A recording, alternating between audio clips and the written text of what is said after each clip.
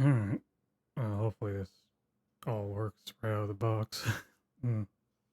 Oh, it's got my mouse cursor. Okay. Setup screen here. This mouse has been getting on at 8 a.m. Just wonder if that's random or she's preparing for something. Okay, okay. See if the audio works properly here. Minimize.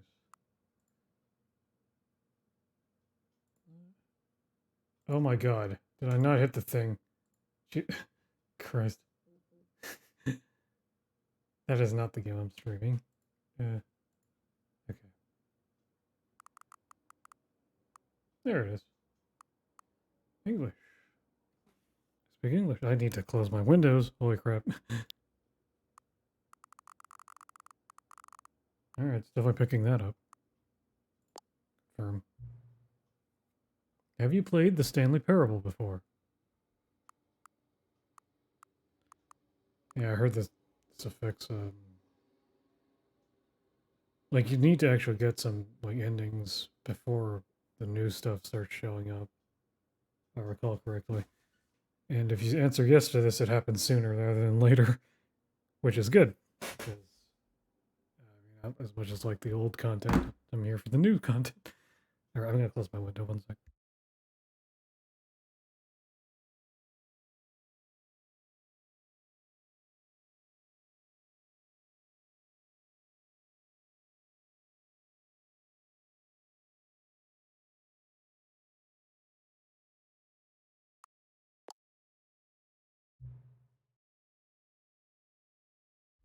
Classic.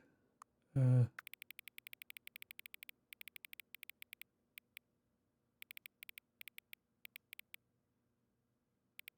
mean, this is fine as it is, so. Alright. Um. Wait. Really? Hmm. It's a good thing I decided to not test and just start right off the bat because the game's already messing with me. Maybe not, though. That was weird, though. Why would it ask for the time when you just pull that from the system? Hmm.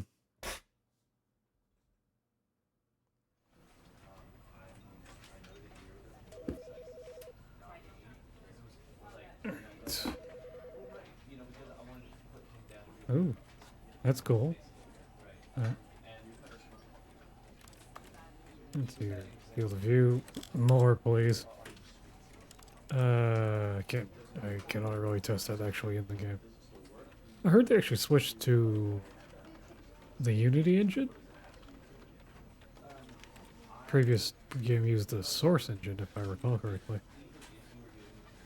Let's see here. One-handed walking.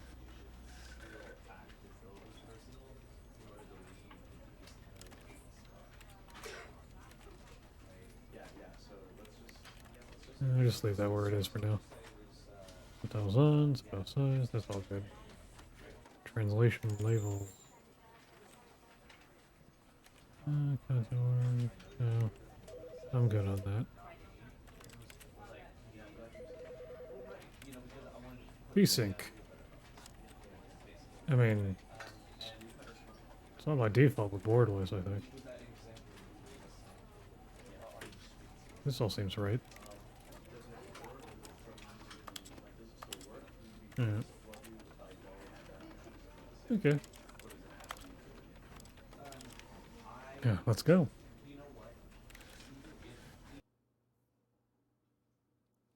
Hmm. This is the story of a man named Stanley. I will not skip. It's been a while, so. Stanley worked for a company in a big building where he was employee Might as well recap. number 427. Employee number 427's job was simple. He sat at his desk in room 427 and he pushed buttons on a keyboard. Orders came to him through a monitor on his desk, telling him what buttons to push, how long to push them, and in what order. This is what employee 427 did every day of every month of every year. And although others might This have considered already it feels soul kind of breaking, remastered. Stanley relished every moment that the orders came in, as though he had been made exactly for this job. And Stanley was happy. And then one day, something very peculiar happened. Something that would forever change Stanley. Something he would never quite forget. He had been at his desk for nearly an hour when he realized that not one single order had arrived on the monitor for him to follow. No one had showed up to give him instructions, call a meeting, or even say hi. Never in all his years at the company had this happened, this complete isolation. Something was very clearly wrong. Shocked, frozen solid, Stanley found himself unable to move for the longest time. But as he came to his wits and regained his senses, he got up from his desk and stepped out of his office. Oh, that's way too high. Yep.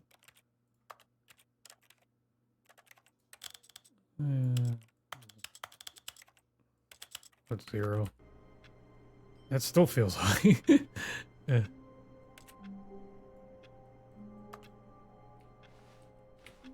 Well, I'm sure it'll do, actually. Yeah, this one's better than 5, at least. I don't remember these forms in the original.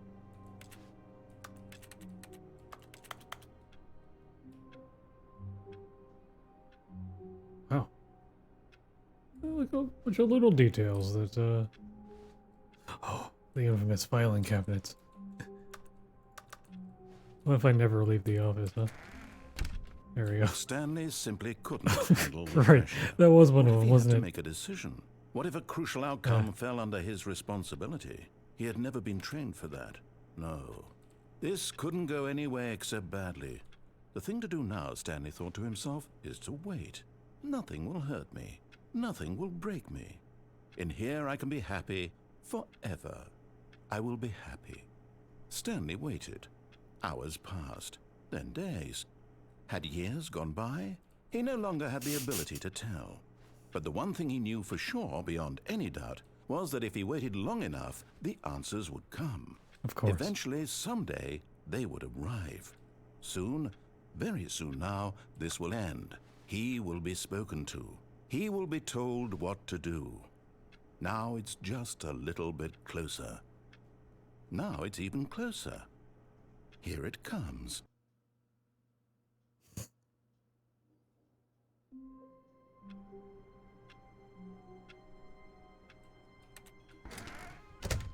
But Stanley simply couldn't handle the pressure. What if he had to make a... Okay, yeah, I don't... let's try that. Gotta wait around for it. Alright.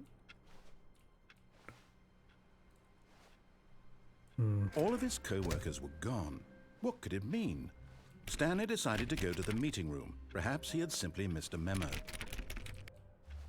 Sound effects seem to pop more too, I don't know. Stanley went around other thing touching they every touched, little or- thing in the office, but it didn't make a single difference, nor did it advance the story in any way. Come on, man. No matter how Oh, hard Stanley alright, looked, there's he couldn't an find a ending trace over here, of his wasn't there, I think? co-workers. Oh, I can't jump. Oh, I think I can... Yeah, yeah. Yeah, I remember this shit. Wait, where is it? At first, Stanley assumed he'd broken the map, until he heard this narration and realized it was part of the game's design all along. Are there, He like, then praised the things game here? for its insightful and witty commentary into the nature of video game structure and its examination of structural narrative tropes. So, now that you're here, what do you think? Isn't this a fun and unique place to be? Sorry for the Why don't we flashbang. take a minute just to drink it all in? Okay, I'm over it now. What do you think? Are you sick of this gag yet? Absolutely not. Then in that case, we'll continue. But now, here comes the real question. What do you think would have happened if you had told me that you wanted this to stop? Do you think it would have been particularly different? Would I have taken the same idea but rephrased it superficially to fit that answer? Perhaps you never would even have thought of it if I hadn't brought up the issue in the first place. Oh, now think about it. Will it be worth it for you to restart and then come back here just to do the other option? Clearly, this whole gag Is this how takes it some went the time. first time? What if the other option is even longer? How long will you spend in total This just to isn't have new, heard is it? all the narration? Oh, and this is rich. Perhaps you've just played the other option, and now you've come to see what happens in this one. So, what do you think? Which choice was the better one? Imagine if you had selected continue on your first playthrough, how tantalizing it would be not knowing what happens when you pick the other option. Indeed, you are one of the lucky ones. Though if the other option is really miserable to listen to, then perhaps you're not. In fact, I'm just going to say that no one who's listening to this is lucky. Well now, I've built up the other option so much that I'm going to stop talking and leave you to your decision whether to come back here, continue with the game, or just sit in this spot forever and ever. Cheers. Wonder. Are you sick? Can I just... No? I'll just sit here for a little bit. I need to fix something on my laptop real quick anyway.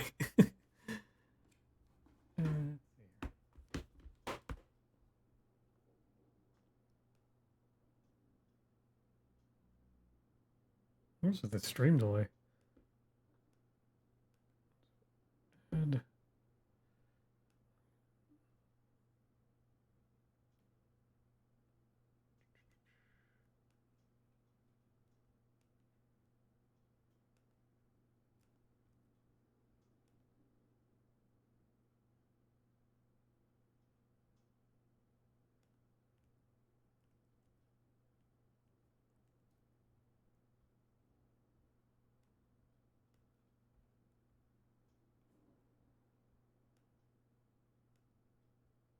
there we are. There's probably a hidden timer on this, but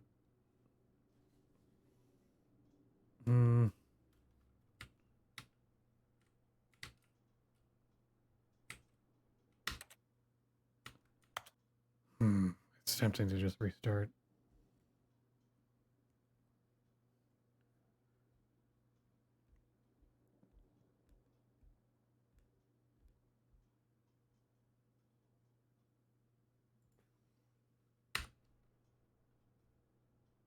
Oh,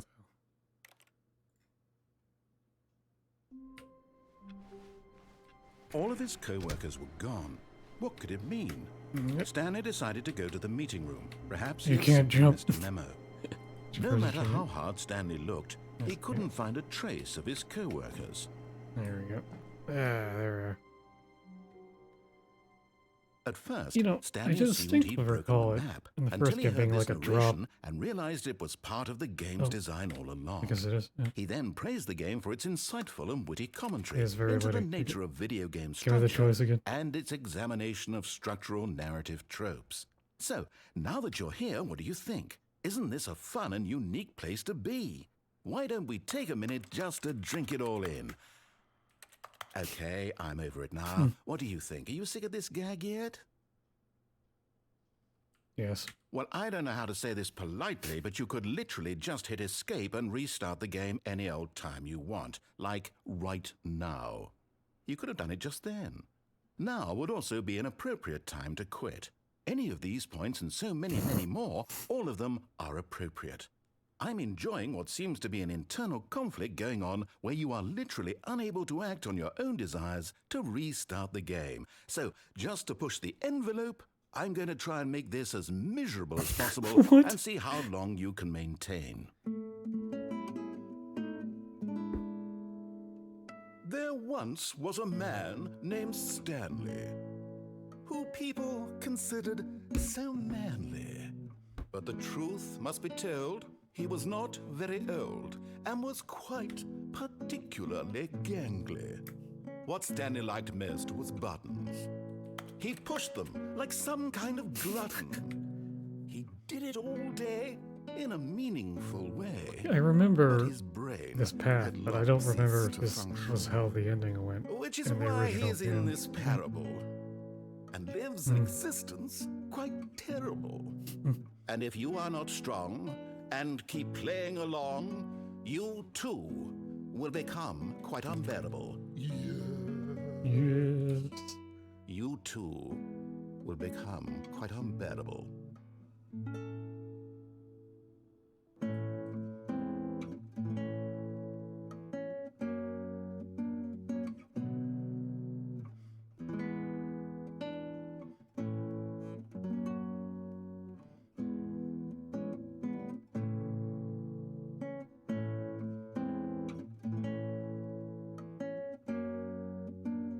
Lyrics aren't great, but this melody is actually quite pleasant. Nice acoustic guitar. If it was off key or something, I could see that being unbearable, but it's actually quite relaxing.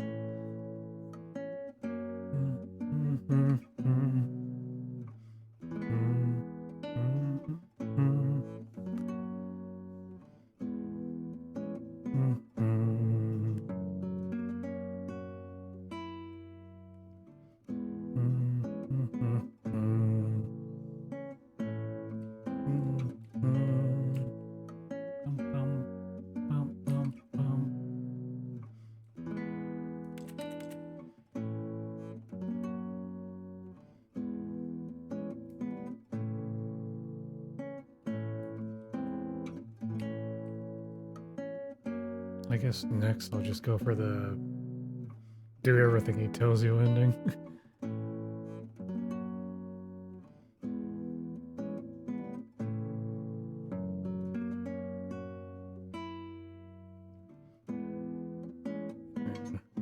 Oh wait, what? Wait, what? What's happening? Is anything happening?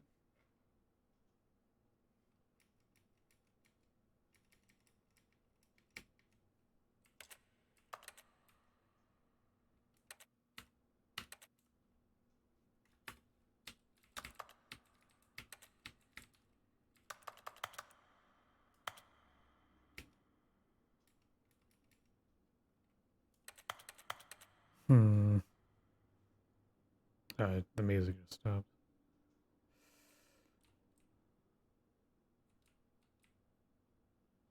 Oh, let's just restart. Okay. I can't wait to tell this story to my co-workers, Stanley thought. How amusing they'll find it. Oh, won't we all just laugh and laugh at the time I thought everyone had gone missing.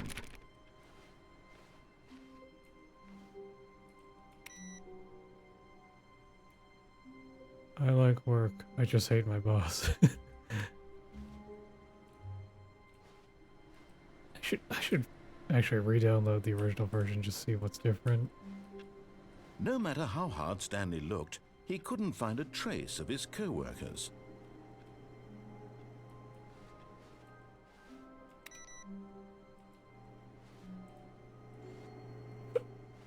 I don't know if I was just being too suspicious. I could have sworn, like, random textures and things would change between playthroughs. Not just textures, but like objects. I know that the computer screens would differ. Well.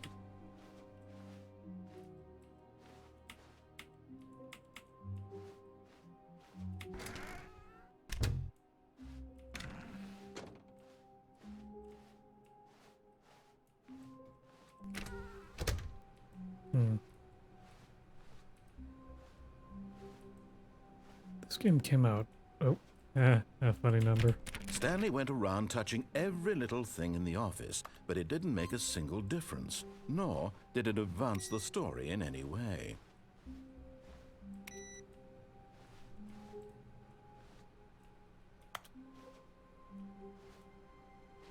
This game came out like very shortly after Portal, I think. Maybe it was Portal 2? I don't know. Don't remember the exact timing. Like this environment where there's a bunch of, like, I guess you could call them observation windows, but they're not really observation windows in this, but just, yeah. They're just there, and there's no one on the other side. Kind of lonely feeling. Wait. Was it this way, or is it...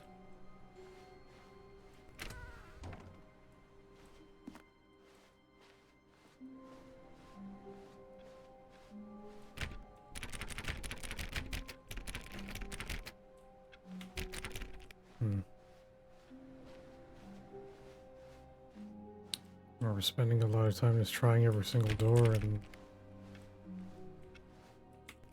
they never actually led to anything in it. Oh. What was this one? L? I don't know. Maybe there's another one just like it around here. Who farted? No.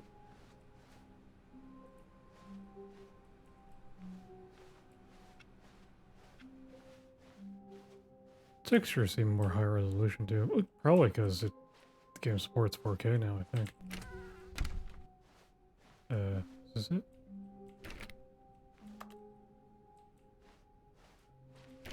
Alright, we'll do the main ending and then we'll try the other door and all When that. Stanley came to a set of 2 open doors, he entered the door on his left. This was not the correct way to the meeting room, and Stanley knew it perfectly well. Maybe not. Perhaps he wanted to stop by the employee lounge first, just to admire it. Alright, the employee lounge.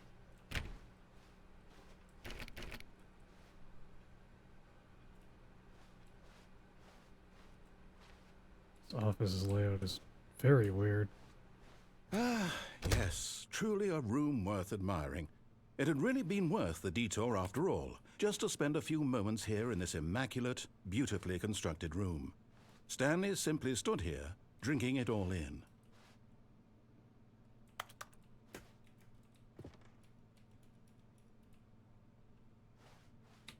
Yes, really, really worth it being here in the room. A room so utterly captivating that even though all your co-workers have mysteriously vanished, here you sit looking at these chairs and some paintings. Really worth it. Coffee nut.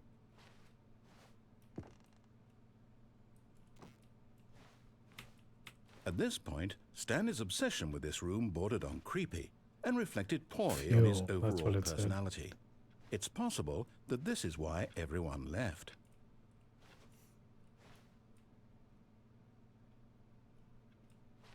Not legible. Stanley sat around waiting for more dialogue, but when a long time had passed and there was no more, he decided that the game was trying to send him a message. What is it now?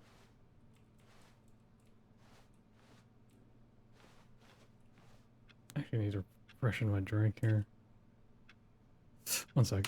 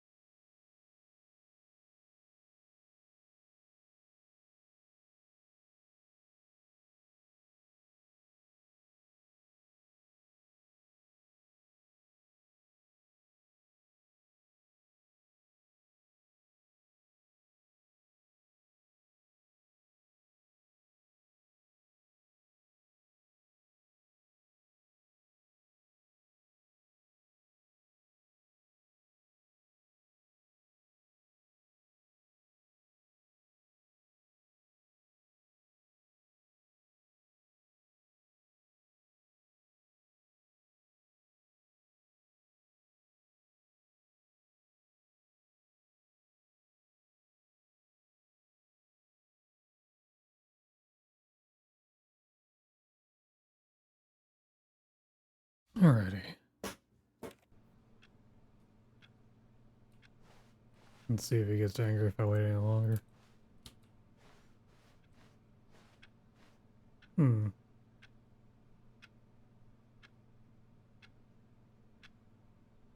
10:57.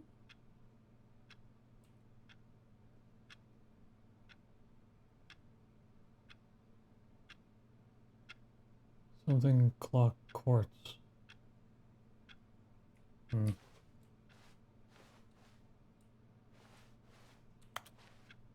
Okay.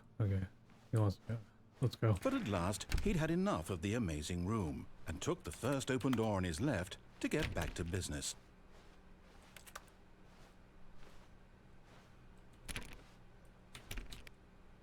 I'll do that later. And so he detoured through the maintenance section, walked straight ahead to the opposite door, and got back on track. This is fine.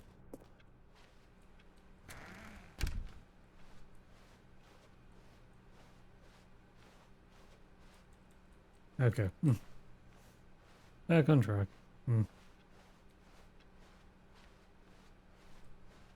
Yet there was not a single person here either. Feeling a wave of disbelief, Stanley decided to go up to his boss's IT office, department. hoping he Oh, might meetings, find an meetings. answer there.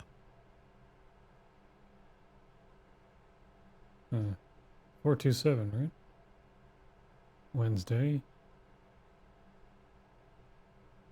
2 p.m. Interesting.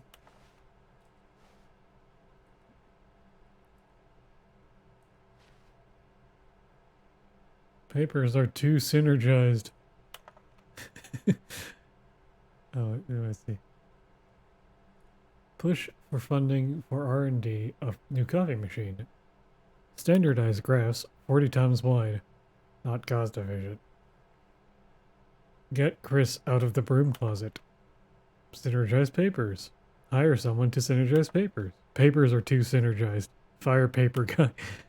Hire somebody to fire the paper synergizing guy. Who moved my desk? Please keep the targets of the top on the topic of erased. Alright. Complete today's unfinished agenda items. Write next day's agenda. Reflect. Reflect. Dun dun dun dun dun. Alright. Synergize. Synergize. Monetize free to play. Don't get fired. Right. Money, more money, things, but with money to buy more things? Graphs. Graphs about things and money.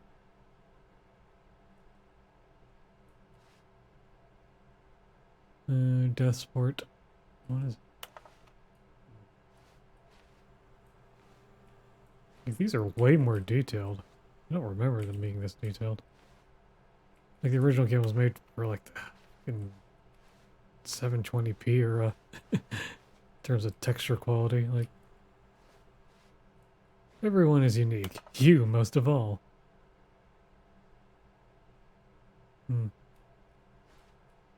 Okay. Alright, let's go.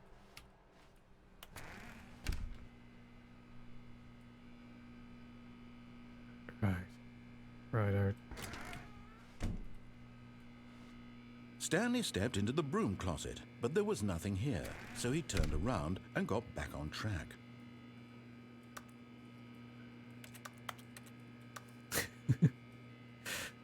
There was nothing here. No choice to make, no path to follow, just an empty broom closet.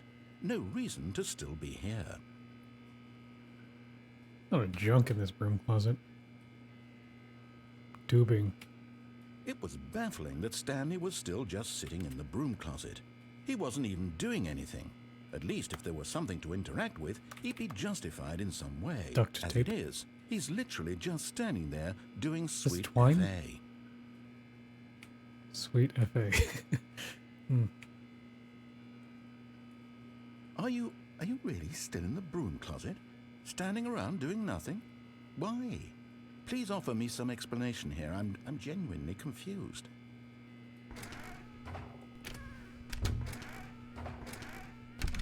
There is one interactable in here. You do realize there's no choice or anything in here, right? If I'd said Stanley walked past the broom closet, at least you would have had a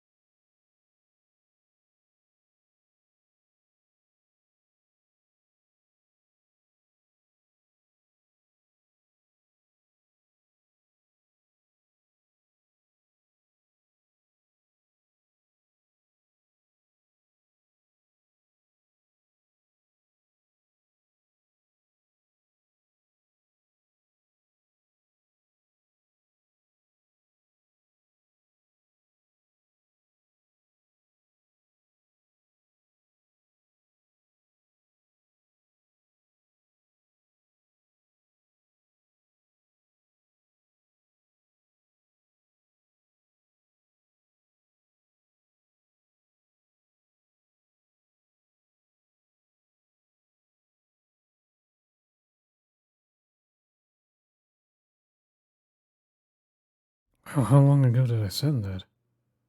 Well, anyway, I think I'm fine now. Hopefully. That was weird. I thought my PC overheated, but literally everything shut off for like a split second. Anyway, uh, we'll resume.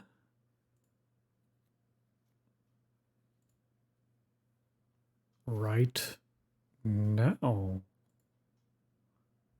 Hopefully. Wait, gotta load Steam.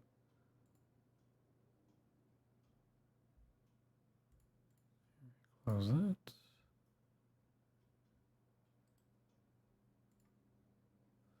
I gotta restart that loop, but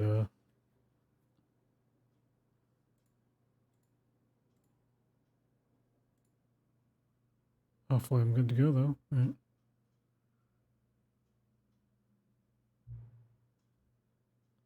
This again? If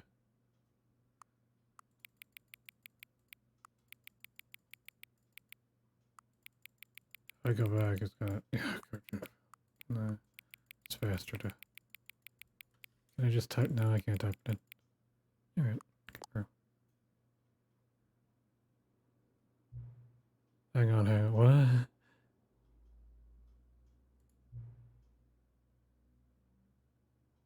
Yeah? You're welcome. A lot of people don't take that step seriously. They just leave the clock set at 12 and call it a day. But you're actually taking the time to set the clock, and I appreciate that. That's how I know you care about this experience. You're paying attention. I don't even have any way of knowing if the times you're setting are correct. I'll tell you what, I'll make you a deal. Since you've been so cooperative, next time you boot up the game and see the screen, just set the clock to your favorite time. Go ahead, pick whichever time you want. Even if it's not the correct time, you've earned it. Wow. Alright, I'll let you get back to the video game now. Glad I caught that. Interesting. Okay. I was in the broom closet.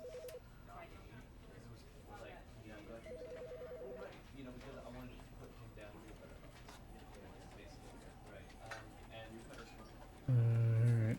Everything still seems to be set up properly. Alright. Let's go back to the broom closet.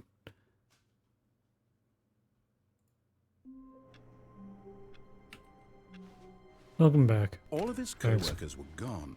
What could it mean? Stanley decided to go to the meeting room. Perhaps he had simply missed a memo.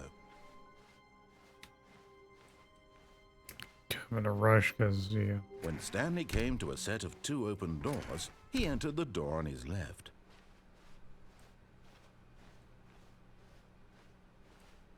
Yet there was not a single person here either.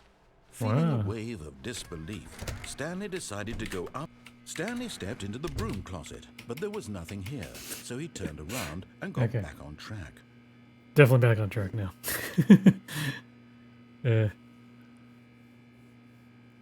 There was nothing here. No choice to make, no path to follow, just an empty broom closet. No reason to still be here.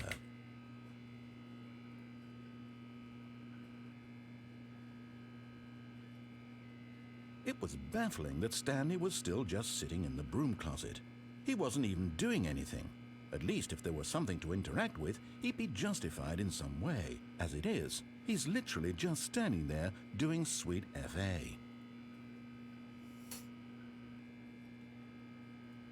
Wait, did I lose the VOD to the first part? Are you really still in the broom closet? Standing around doing nothing? Why? Please offer me some explanation here. I'm genuinely confused. I need to process.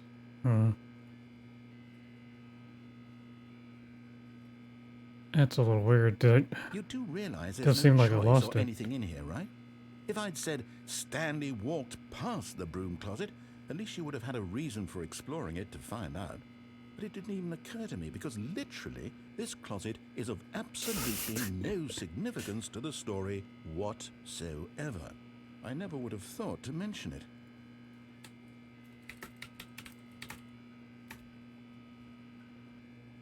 Maybe to you this is somehow its own branching path.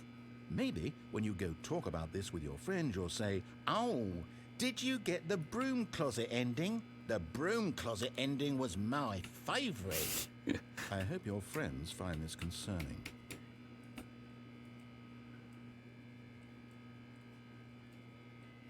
Stanley was fat and ugly and really, really stupid. Hey. He probably only got the job because of a family connection. That's how stupid he is. What the hell, That or man? with drug money. What? Also, Stanley is addicted to drugs and hookers. What? Slander. Eh. Well, I've come to a very definite conclusion about what's going on right now. You're dead. You got to this broom closet, explored it a bit, and were just about to leave because there's nothing here, when a physical malady of some sort shut down your central nervous system and you collapsed on the keyboard. Kind of happened last time. The responsible thing is to alert someone nearby so as to ensure that your body is taken care of before it begins to decompose. Hello? Anyone who happens to be nearby? The person at this computer is dead. They have fallen prey to any number of your countless human physiological vulnerabilities. It's indicative of the long-term sustainability of your species. Please remove their corpse from the area and instruct another human to take their place, making sure they understand basic first-person video game mechanics and filling them in on the history of narrative tropes in video gaming, so that the irony and insightful commentary of this game is not lost on them. All right, when you've done that, just step out into the hallway. I don't think so. Not after those insults.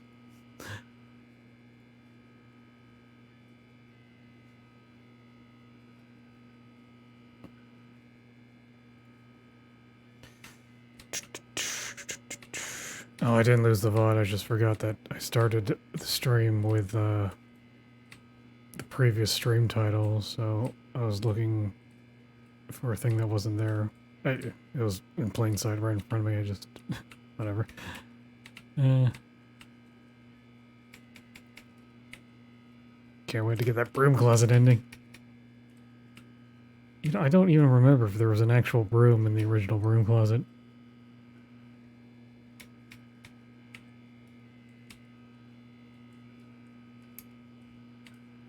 Like spot the differences with the original release.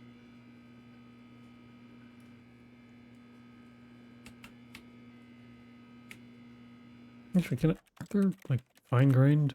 No, there aren't. I guess. Yeah. It's just a low, medium, high, isn't it? Hmm.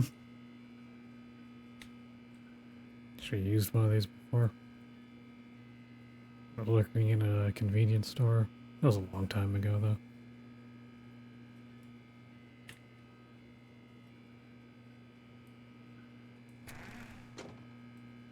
Ah, second player. It's good to have you on board. I guarantee you can't do any worse than the person who came before you. You too? Unbelievable. I'm at the mercy of an entire species of invalids. Perhaps there's a That's kind of ableist, man. The controls too. A fish? Fungus? Look, you can hammer out the details. I'm not particularly picky. I'll just be waiting for when you're ready to pick up the story again.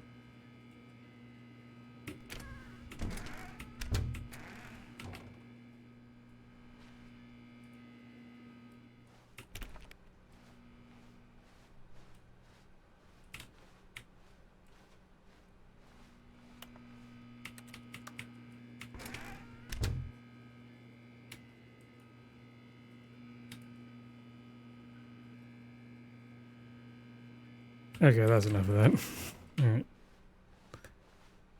Let's go. Coming to a staircase, Stanley walked upstairs to his boss's office. Immediately, ooh. Well, that's not spooky at all. What is this?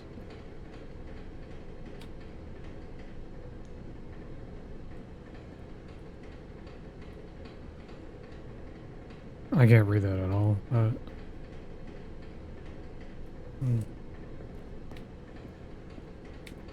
But Stanley just couldn't do it. He considered the possibility of facing his boss. Admitting he had left his post during work hours, he might be fired for that. And in such a competitive economy, Why had he taken that risk? All because he believed everyone had vanished? His boss would think he was crazy. And then something occurred to Stanley. Maybe, he thought to himself, maybe I am crazy. All of my co-workers blinking mysteriously out of existence in a single moment for no reason at all? None of it made any logical sense.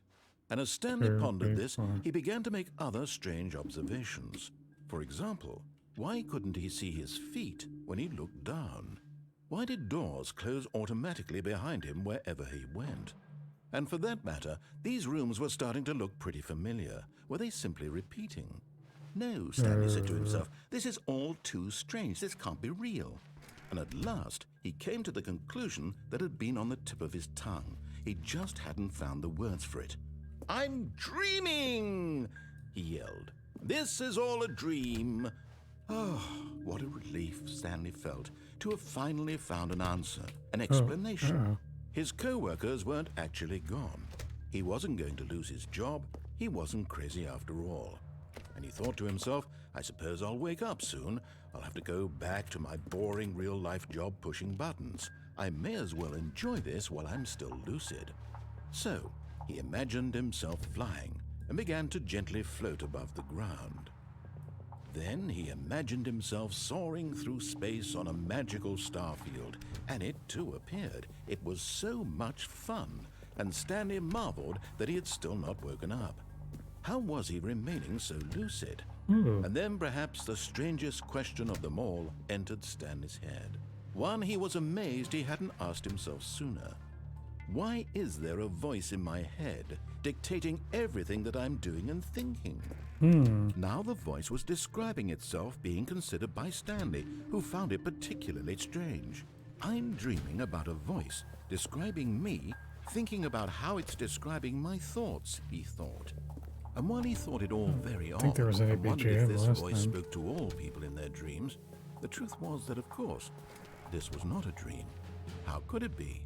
Was Stanley simply deceiving himself, believing that if he's asleep, he doesn't have to take responsibility for himself? Stanley is as awake right now as he's ever been in his life. Now, hearing the voice speak these words was quite a shock to Stanley. After all, he knew for certain, beyond a doubt, that this was in fact a dream. Did the voice not see him float and make the magical stars just a moment ago? How else would the voice explain all that? This voice was a part of himself too. Surely, if he could just... He would prove it. He would prove that he was in control, that this was a dream. So he closed his eyes gently, and he invited himself to wake up. He felt the cool weight of the blanket on his skin, the press of the mattress on his back. Sounds The really fresh good right air now. of the world outside this one. Let me wake up, he thought to himself. I'm through with this dream. I wish it to be over. Let me go back to my job. Let me continue pushing the buttons. Please, it's all I want. I want my apartment and my wife and my job. All I want is my life exactly the way it's always been. My life is normal. I am normal. Everything will be fine. I am okay.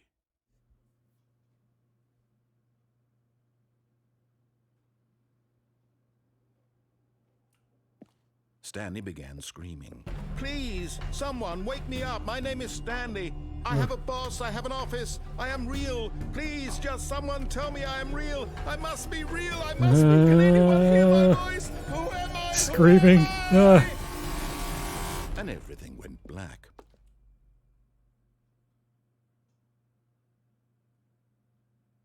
This is the story of a woman named Mariella. Mariella woke up on a day like any other. She arose, got dressed, gathered her belongings, and walked to her place of work. But on this particular day, her walk was interrupted by the body of a man who had stumbled through town talking and screaming to himself, and then collapsed dead on the sidewalk. And although she would soon turn to go call for an ambulance, for just a few brief moments, she considered the strange man. He was obviously crazy. This much she knew. Everyone knows what crazy people look like. And in that moment, she thought to herself how lucky she was to be normal. Yeah. I am sane. I am in control of my mind. I know what is real Lucky and what Mariella. isn't. It was comforting to think this, and in a certain way, seeing this man made her feel better. But then she remembered the meeting she had scheduled for that day, the very important people whose impressions of her would affect her career, and by extension, the rest of her life. She had no time for this, so it was only a moment that she stood there, staring down at the body. And then she turned and ran. Ran. Alright. Here we are again. Alright. Let's All of his co-workers were gone. What yeah, could let's it do mean? the basic Stanley ending decided here. to go to the meeting room. Perhaps he had Yeah. simply missed a memo.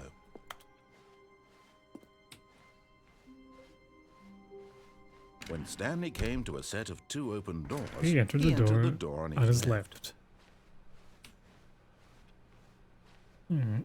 Meeting room. Yet there was not a single person here either. Where is Feeling a everybody? wave of disbelief, Broom Stanley closet. Hello, decided broom to go closet. up Goodbye, to his broom closet. boss's office. Hoping he coming to a staircase, Stanley walked upstairs to his boss's office.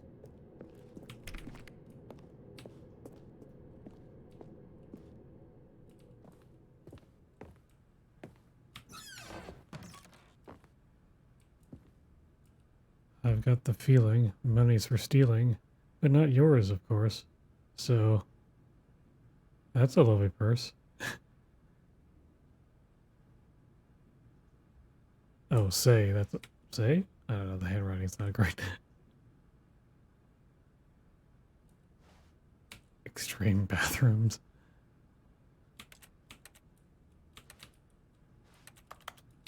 What is this? I mean, I know it's soap, but I can't read the label. Mirror's not working here either.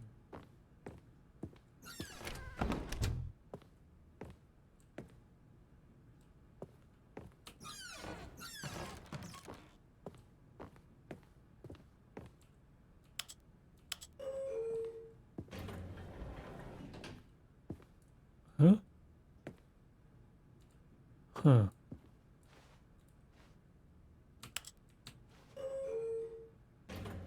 Did this elevator work in the original? I don't...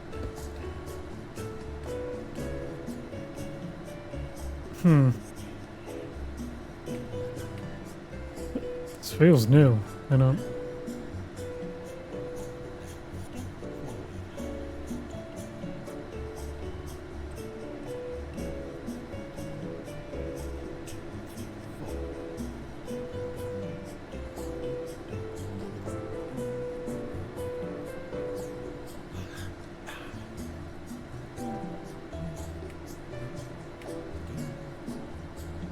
I like it.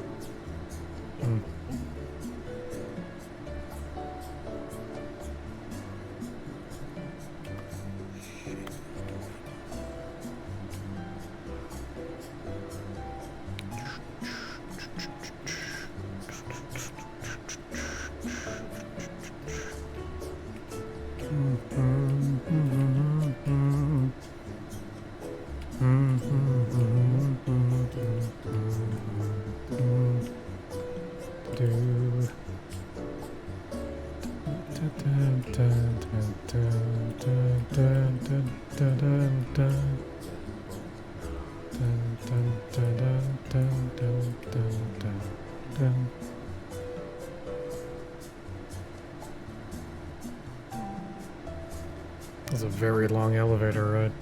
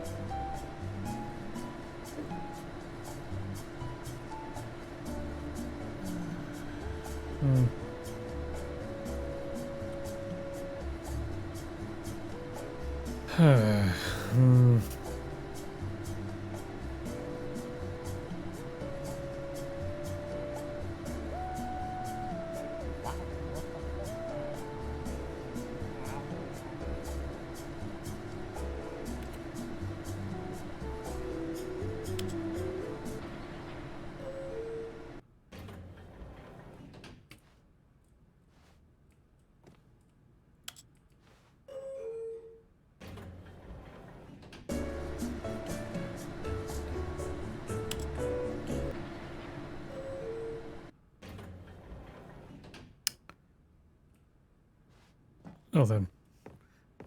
That was a big waste of time. Stepping into his manager's office, Stanley was once again stunned to discover not an indication of any human life. Shocked, unraveled, Stanley wondered in disbelief who orchestrated this. What dark secret was being held from him? What he could not have known was that the keypad behind the boss's desk guarded the terrible truth that his boss had been keeping from him. And so the boss had assigned it an extra secret PIN number, 2845. But of course, Stanley couldn't possibly have known this.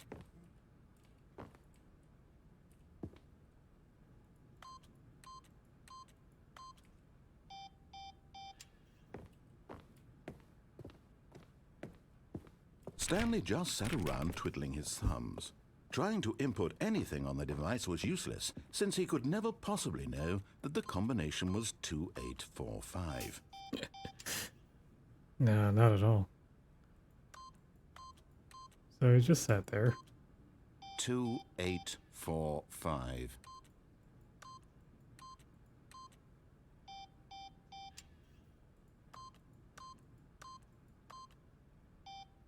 Remember the demo? Does anyone else remember the demo? Yeah. Forgot, but it turns out that the panel's emergency override kicked in, and the door just opened all by itself. And Stanley got the hell along with the story. Well, whoop-de-doo.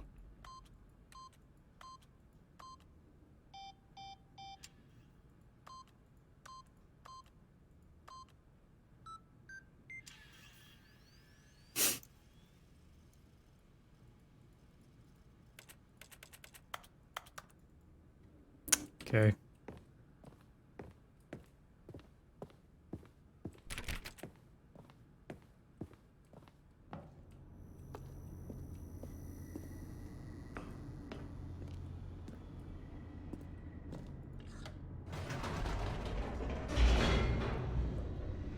Oop. I don't remember there being a loading zone there before. Descending deeper into the building, Stanley realized he felt a bit peculiar. It was a stirring of emotion in his chest, as though he felt more free to think for himself, to question the nature of his job. Why did he feel this now, when for years it had never occurred to him? This question would not go unanswered for long.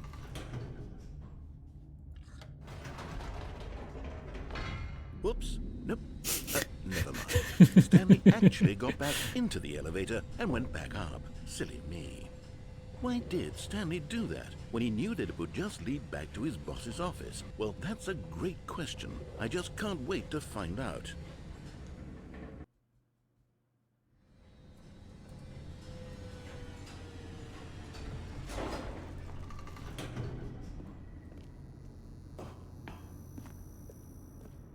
Here we are, Stanley. It's your boss's office. Exactly the way it was before you got onto the elevator. It's still just exactly what it is. What a decision you've made to come up here and look at the office again. This has fleshed out the plot of the story in new and fascinating ways I could have never anticipated. It's that keen eye for storytelling that you have, an incisive rapid fire of critical plot points, one after the other, weaving a rich tapestry of uncompromising narrative. Wow! I'm bolted to the edge of my seat.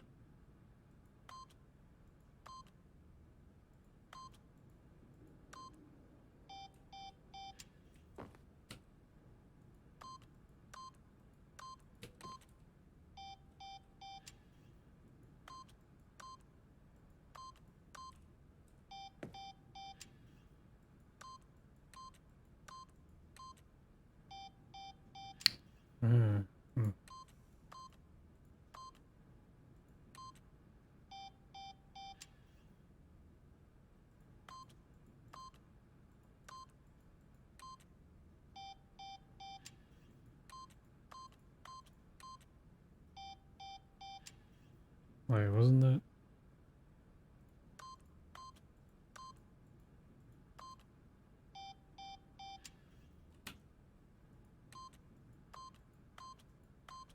Did I remember it?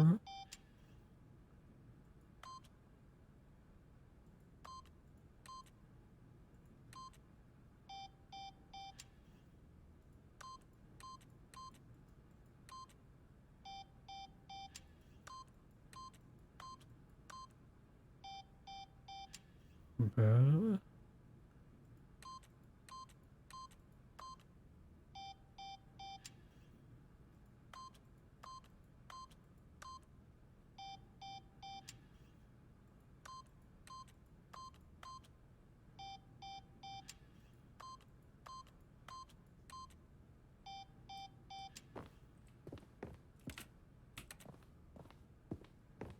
Yeah, access the other elevator anymore.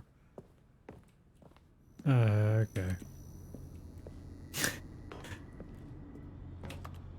Incredible. Now he's getting back into the elevator and going down again. Ladies and gentlemen, how does he keep coming up with all of this? That's a good question.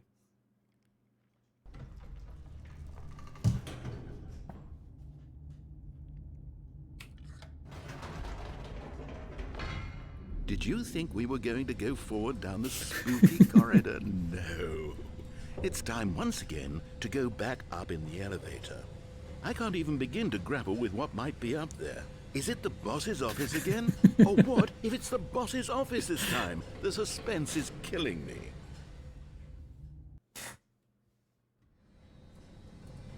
Was this in the original? I don't think this was in the original. No.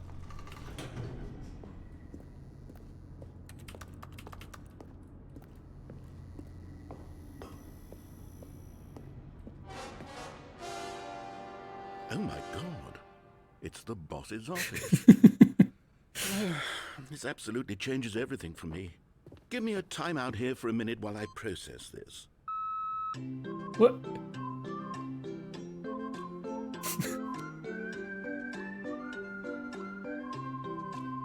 He needs a moment. Yeah. Okay, I'm ready. I'm prepared to embrace this stunning revelation and to move forward with... No! No, wait! No! I need more time to process.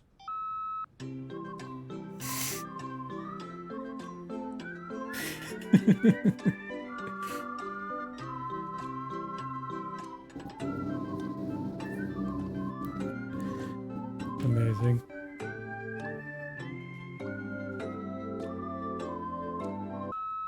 All right. I have fully come to terms with it.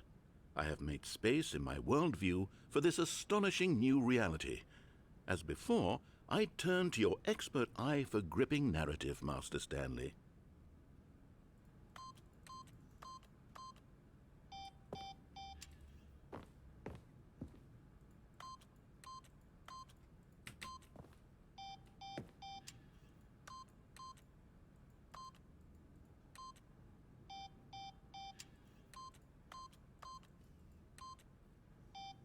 What was the...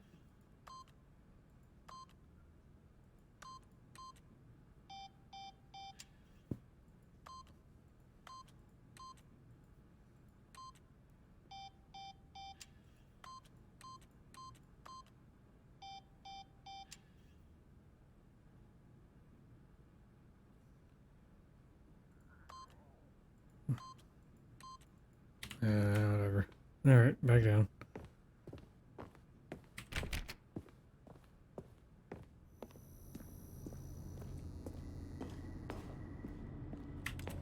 Of course. Going back down in the elevator. How did I not anticipate it? I mean, sure, now it's obvious, but you have to understand that 30 seconds ago, this kind of thing had never been attempted before. I had no frame of reference to even anticipate it. That's just how revelatory Stanley's decision-making is. A breath of fresh air in a landscape of storytelling that has grown stale and repetitive.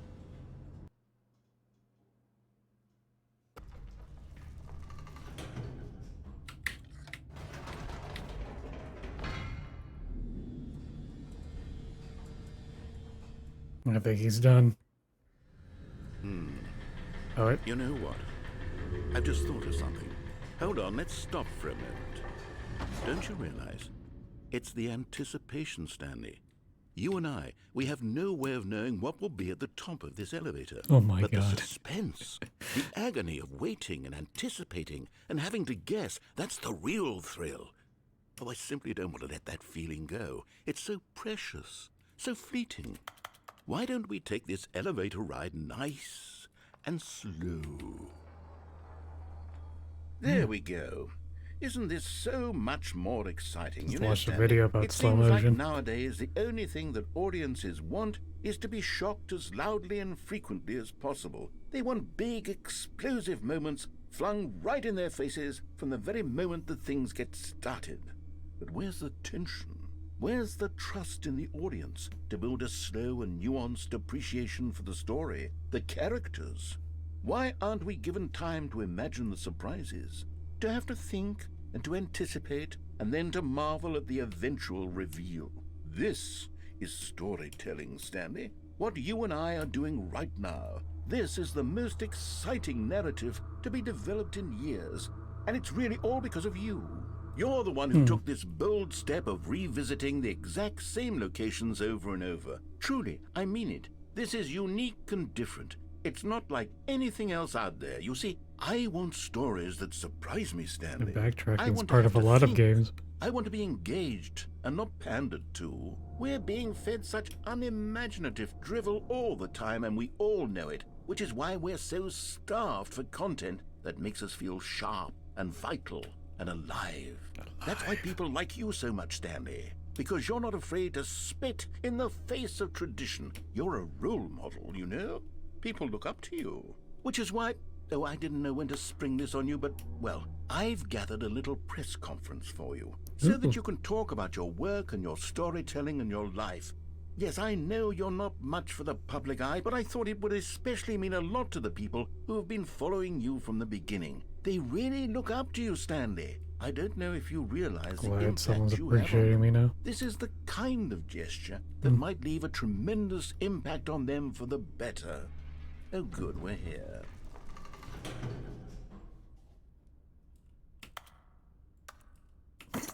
Okay, I can't do that. Okay, the room where we're holding the press conference should be just around the corner here somewhere. All eyes on Stanley. Live on stage. World's healthiest human being. All tricks revealed. Oh, he did it. The pyramids. Why, the guy who went to Mars.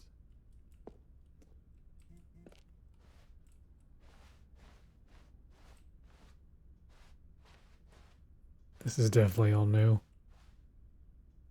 World peace, baby.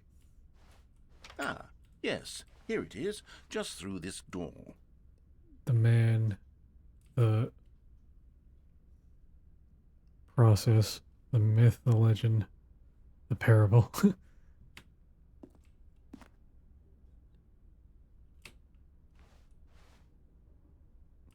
The world's first sentient machine is a robot arm.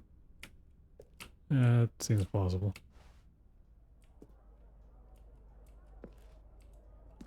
All right, are you ready? I've told them you're going to speak a little bit about the nature of surprise in storytelling and what it means to craft a truly unpredictable narrative. Oh, don't worry, you'll do great. Just be yourself and speak from the heart. I'm really proud of you, Stanley. Okay, it looks like they're ready for you. Go get 'em. Stanley, me, Dad, age 6. Thanks for showing me that cool skateboard trick in the parking lot. You are too cool. Good luck on stage. Rock on. Break a leg, champ. Your boss.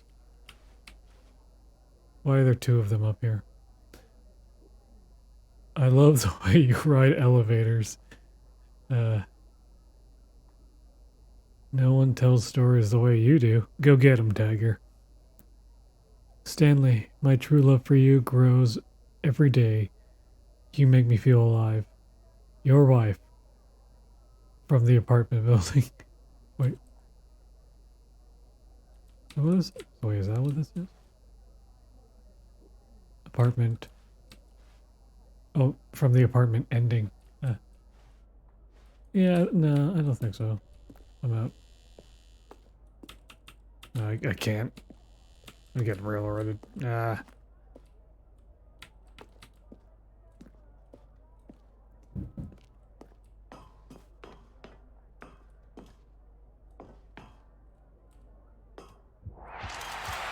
Ooh.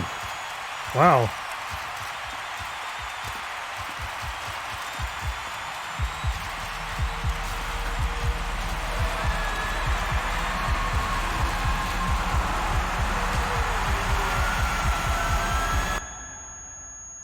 Oh, my tinnitus. And we're back. That was new. That was definitely new.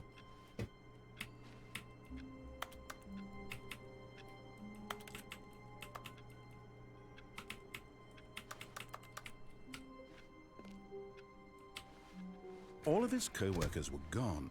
What could it mean? Stanley decided to go to the meeting room. Perhaps he had simply missed a memo.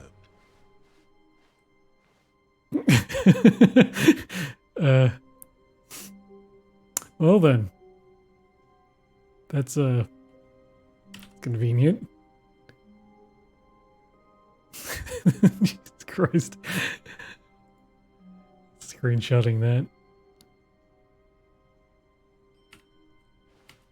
Oh, new content? What does that mean, new content?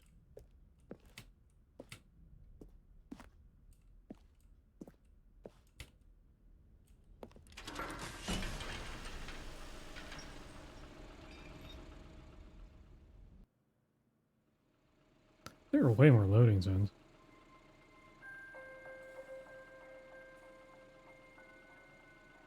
Hello, and thank you for playing the Stanley Parable Ultra Deluxe. Ooh. As you may know, the Stanley Parable was a video game released in 2013 on home computers. Yes, After I played it. receiving critical and commercial success, it was expanded upon in 2022 with the Stanley Parable Ultra Deluxe, a reimagining of the game for consoles and home computers. The Stanley Parable Ultra Deluxe features exciting new content that broadens and expands the world of the Stanley Parable, delighting audiences the world over. Please, step inside and see what thrilling new adventures await in the Stanley Parable. It's like the filing cabinets Ultra are smiling. Deluxe. Oh, well, this sounds delightful. I'm very excited to see the thrilling new Ultra Deluxe content. Me too. Me too, Mr. Narrator.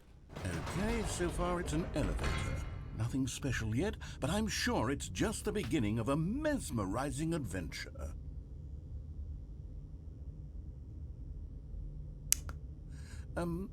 Is it broken? What's going on here? Should we be moving somewhere or... oh, there we go. All right, finally, Cool. at long Cool. last, Cool. it's on to the new content. I've never been more ready. Let's do it. Yeah, pretty hype. Yes. I have to say, initial impressions of Stanley Parable Ultra Deluxe, mostly tedious. It's as if oh, okay. Let's see the content. Give me the content, Stanley. Hell yes. Content time.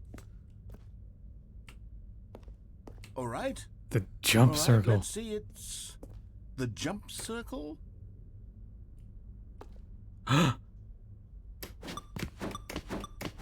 Oh yes.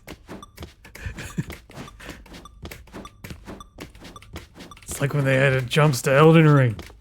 It's great.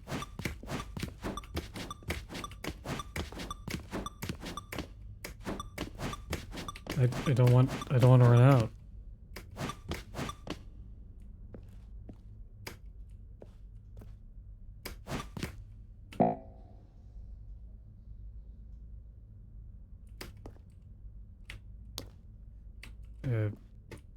All right.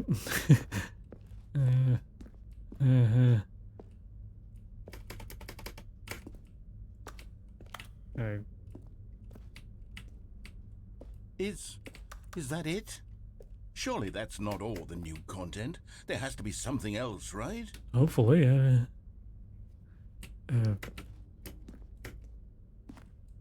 let's see what's down here. Another elevator. Goodness, another elevator. Stanley, I have to say, initial impressions of this game are not positive. It's just elevators and jumping.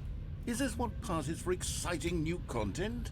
If this is new content, then I could just read you the whole dictionary. There's 20 hours of new content right there. Hell, I could counter 30 trillion. You could put that on the 20 box. hours? The Stanley Parable Ultra Deluxe, now with over 1,000 hours of new content. And oh wait, there's more. Very good. Yes, I knew there had to be something else. Let's see it. I'm ready for whatever it is.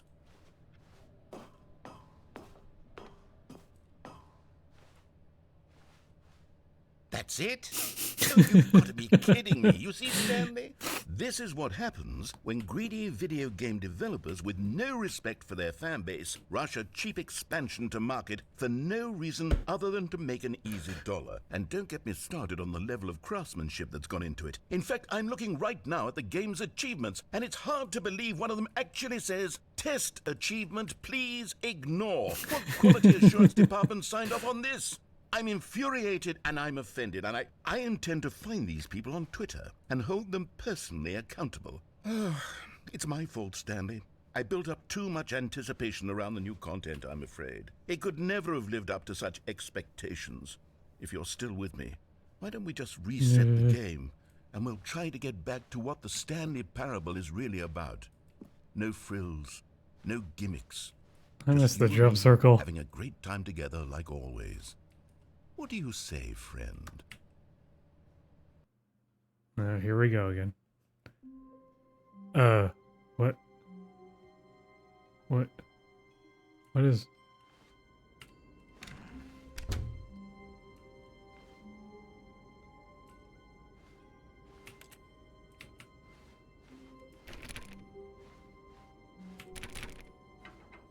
Psst!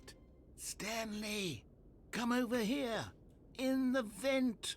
I want to show you something! Sure, bud.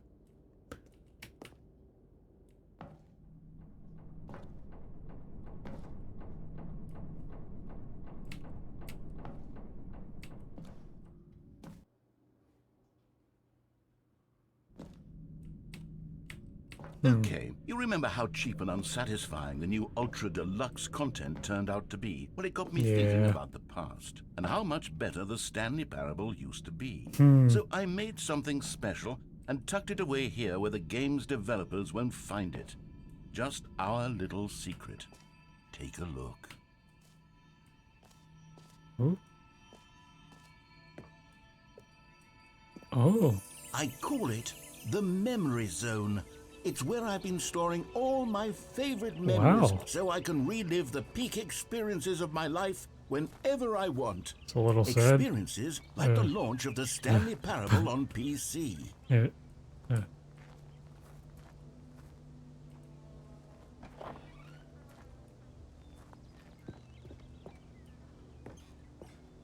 Picnic basket.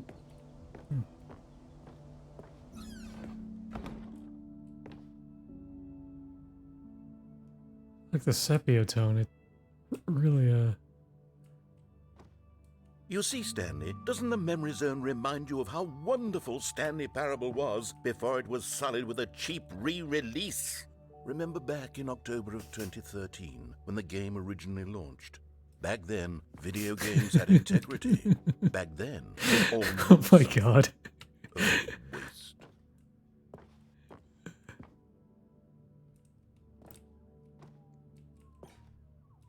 2013. I think we all wish we could go back.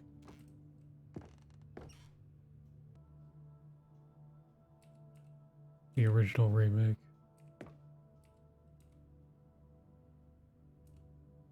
Linguists identify 15,000-year-old ultra-conserved words. The Washington Post. What?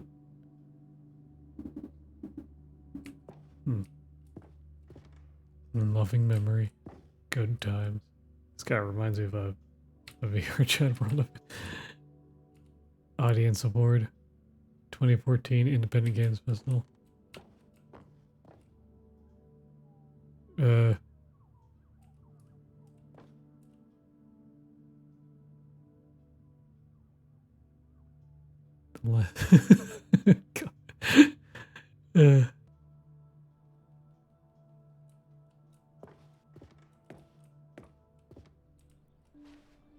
Smile because it happened.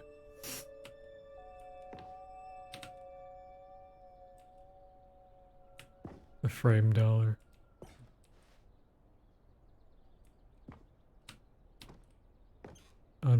unachievable.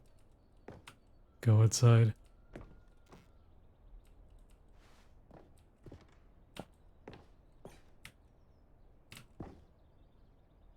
Nominee.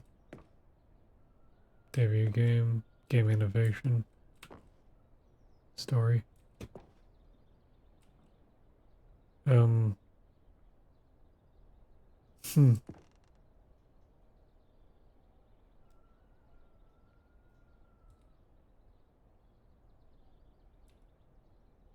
50% off designer hat. But a small creature owns the other hat. Okay. LA Times.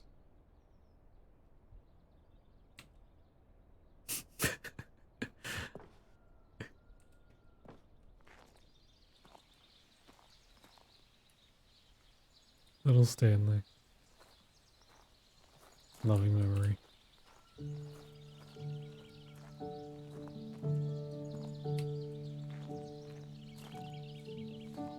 Je suis dans la mémorisation, sur la And over here is where I keep reviews of the Stanley Parable. Like this stunning triumph of games journalism, 10 out of 10 from Destructoid.com. James Stephanie Sterling writes, and I quote, "Where so many games that aspire to be more than games end up less than any form of art, Stanley Parable strives and then succeeds to be every game ever created." Did you hear that, Stanley?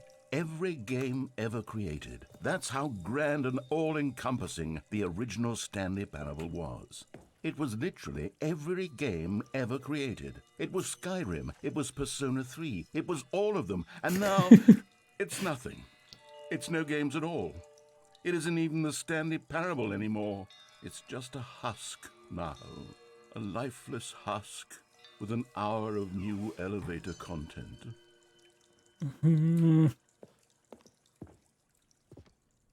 I should have stayed outside and listened to the song. The tasteful nostalgic. It was good. It's down here. Maintenance.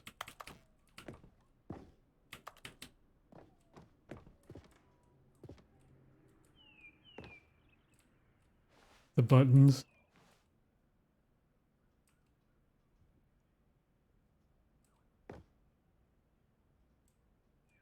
The original remake. Yeah.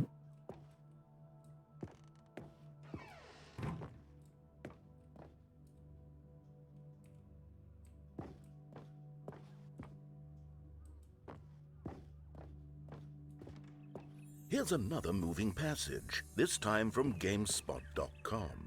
The 9 out of Stanley 10. Parable is both a richly stimulating commentary on the nature of choice in games and one that offers some of the most enjoyable, surprising, and rewarding choices I've ever been confronted with in a game. 9 out of 10. Don't you get it, Stanley? The game was perfect. It didn't need anything else. It didn't need new content. It just needed to be left alone, to spend the rest of time collecting dust in the hallowed hall of beloved video game memories.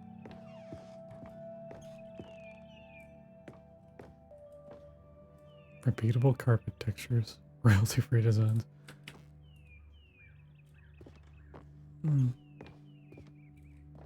Source SDK.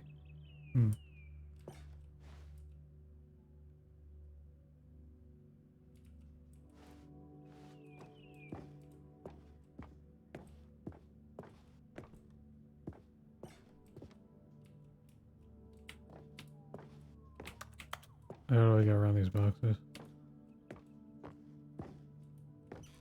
Oh, I bet the maintenance is open now. These were simpler times, Stanley. But I wouldn't give to go back to have it all over again. Wait, hang on. I don't recall this part of the memory zone before. What's this? What's down here?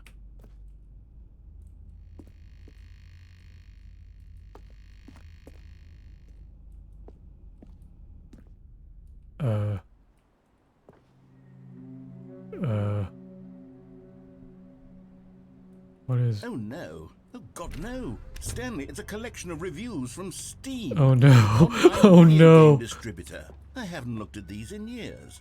I can't even imagine what's been collecting down here. Surely these reviews were glowing as well, weren't they? Oh no.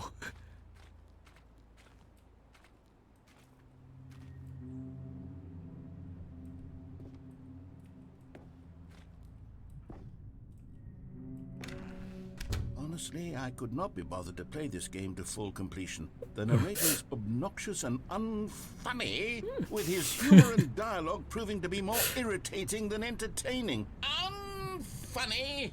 I'm not trying to be funny. I'm trying to make a serious work of art. I suppose I could write up a handful of gags to insert into the Stanley parable, but the game is already such a densely layered web of profound philosophical insights that I can't even imagine where I'd have the room to stick them. No, no.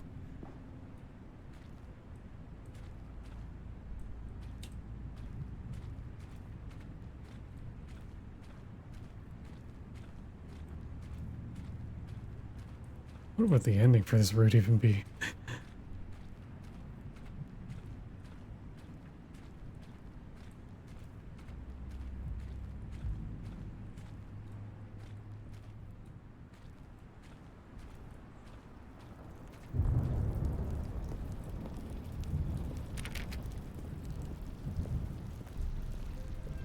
Okay, let's see what this one says. Noodle Well, chef. the idea for the game is good. For someone who prefers non-linear games, this preachiness gets annoying fast. Preachy? Preachy. Stanley? I'm not preachy, am I? A little bit. Tell me if I'm preachy. Honestly, you can. Oh, goodness. This is actually quite shocking for me. Well, to be honest, I had always thought of the game's dialogue as being rather terse to begin with. You can't know how much fluff I cut from the game to get it to feel as light and airy as it... Well, I always thought it did. But maybe it wasn't. Oh dear. What an awful memory to have to hold on to. These black marks on my otherwise unimpeachable track record. I feel like a failure. Like I let these people down. Perhaps the Stanley parable isn't quite as sterling as I always remembered. You don't need other people's opinions, man.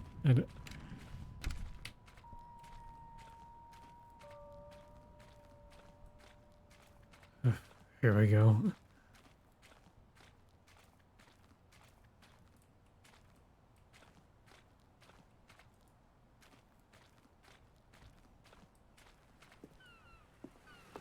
What's this one got to say? You constantly have to stop doing anything so the narrator can catch up with his long-winded explanations of what's happening. I wish there was a skip button. A skip button? Well, yes. Yes, I think we can do that. If I'm truly too preachy, then maybe letting you skip ahead for just a moment, surely it couldn't hurt. Yeah. Not if it means we can strike these negative reviews from the record. Only positive reviews of the Stanley parable. That's my motto today, and it's always been my motto. I'd do anything for the customer, Stanley. Yes, a skip button we shall have.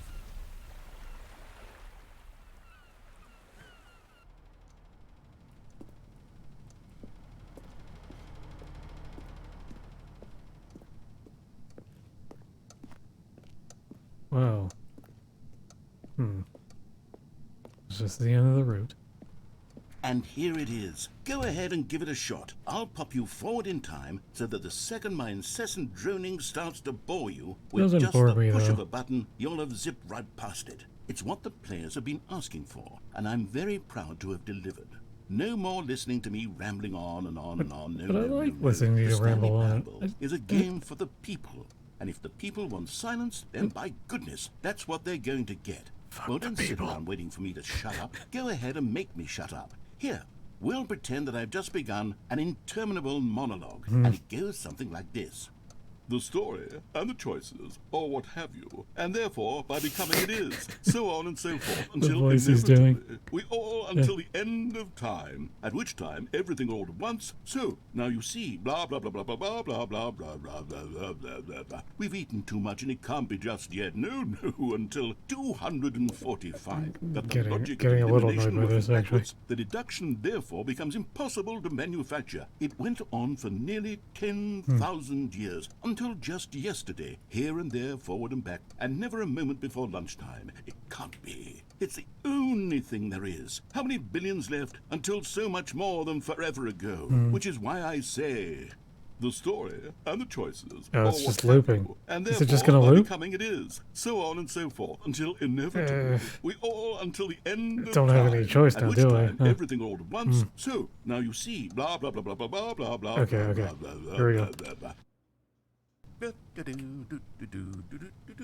Oh, you're back, you see. You were only frozen in time for a few minutes, but it was plenty of time for me to deliver a long, rambling monologue It full of looped once. unnecessary verbal Right. flourishes and lengthy ruminations on the nature of choice in video games. Of course, I happen to believe it was perhaps one of my more profound such ruminations. Not that, of course, you need a description of it, but if I had to describe it, I'd say it was perhaps less of a rumination and more of a treatise.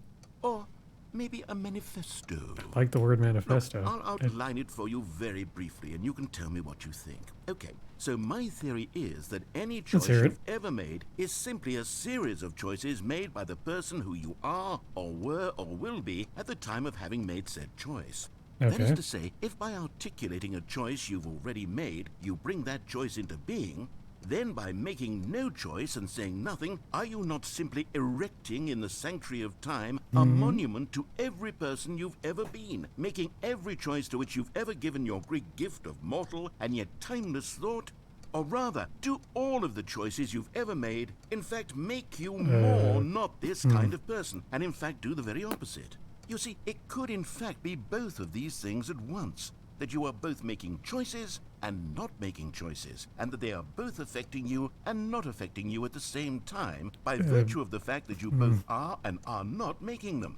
Okay, at first I was leaning towards manifesto, but now I'm going to circle around and slap the treatise label on this one. I think it has much more of a treatise vibe to it. Treatise But vibe. wouldn't you say that manifesto just has a much grander sort of tone? I It has would, a yes. mouthfeel. Mouthfeel. Rich with I love that emotional word. history. Don't hear that Ambitious enough. history, if you will. See, now you've gotten me going back to manifesto. Heavens, at this rate, we're going to be here all day. Okay, look, I have a method for exactly this sort of situation, and I do find myself in this situation frequently. I'm going to say each word back and forth in repeated succession until I become sick of one or the other, in which case the word I am not sick of shall be the victor. It is an unimpeachable strategy, Stanley. It's rescued me from disaster in countless situations. I'll get on All with right, it. here we go. Treatise, manifesto. Treatise, manifesto. Okay, now it's just gonna Treatise, loop until there we go. manifesto. Okay, well, I got it. Well, there, sport. You really did catch me rambling on a bit, didn't you? But that's the power of the button. The minute I start to go off on a thoughtless display of self-absorption, it's right at your fingertips to go poof, and it's all over. Oh, I can't wait to see what Cookie 9 will say about this, and whether they'll edit the rating of their Steam review, or at least change some of the wording, perhaps. To be honest, I think don't Ultra even know if Deluxe one is can listed change as their review in the first place. a I second guess entry I in the should store. become better So, educated on separate exactly one? how And- Steam works. uh, Perhaps that would have been the smart thing to check on before I went about this whole exercise of making the skip button. Although I have to imagine that after seeing this exciting new technology at work, surely whoever it is runs Steam will instantly run out and implement a new feature to make it possible to edit one's review, merely because of this very situation. Yes, I think that's quite likely. Or perhaps they'll simply grant this particular user the ability to change their review, so that the feature is not widely abused.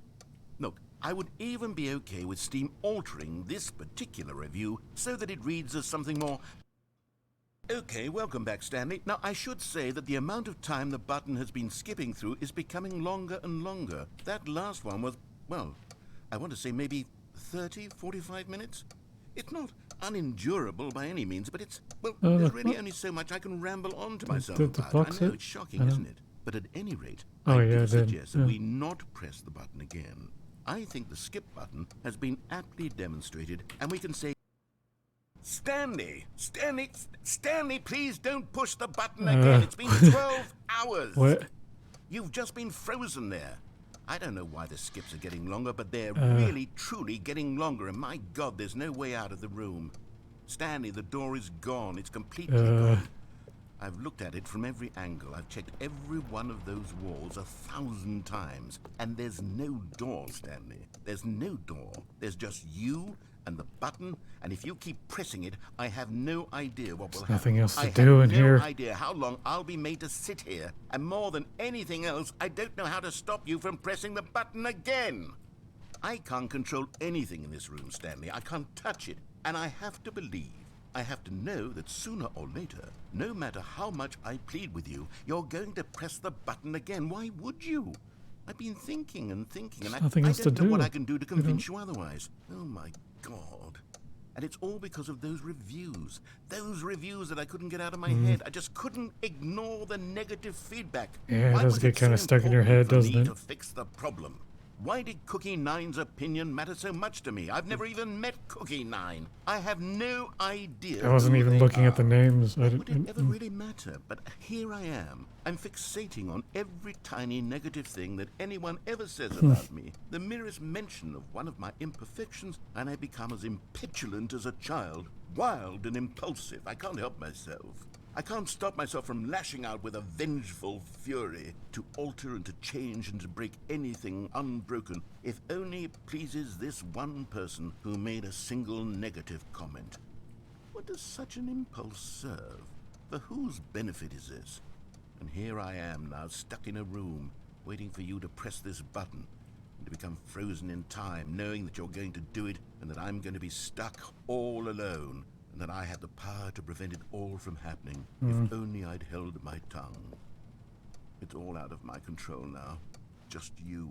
I have no Just choice, your do I? decision as to exactly when you're going to make me suffer, to leave me all alone. Surely you will. I don't doubt it. Surely you'll press that button again, leaving me here. And surely you'll put your own desire to see what's next ahead of my need for company, for companionship. Surely you'll not be moved by my howls of fitful anxiety, that you sit with me and just stay here. Oh, no, no, no, I know you too well. You'll be leaving me oh, my God. And it's all because of those reviews. Those reviews that I couldn't get out of my head. Time to go. Oh, Stanley, you're back. You're back. Oh, my goodness. I have someone to talk to again.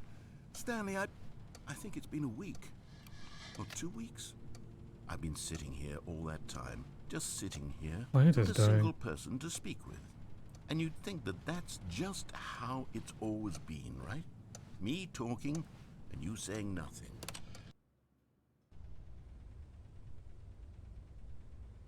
Oh, hello, it's you. You're here again. Welcome.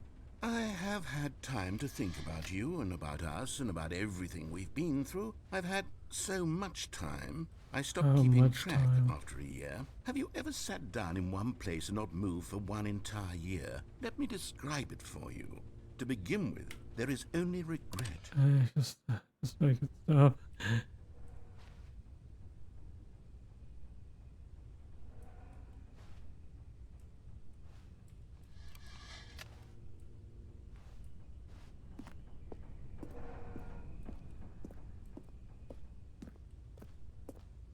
He's gone, isn't he? Maybe just missed it. Oh.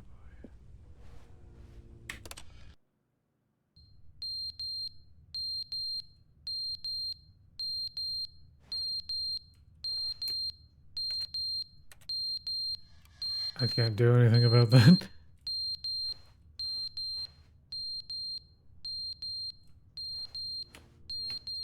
Skip that noise. Ouch.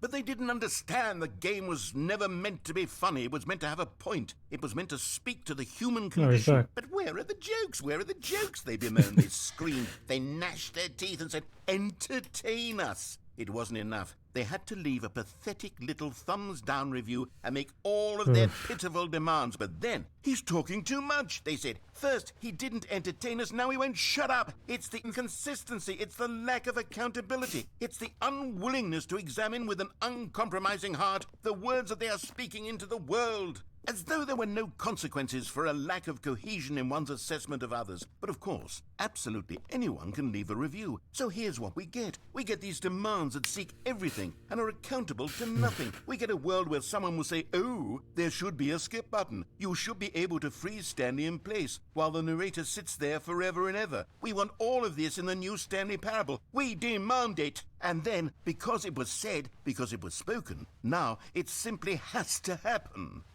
The most immediate desires, every single thing demanded by every person at every moment in time. If someone wants it, then it's a crime not to bring it into being.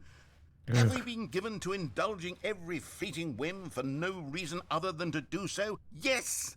Yes! It seems that this is now the world we live in. It seems that we are a people living in such bleakness and discomfort with ourselves that our entertainment is now our lives.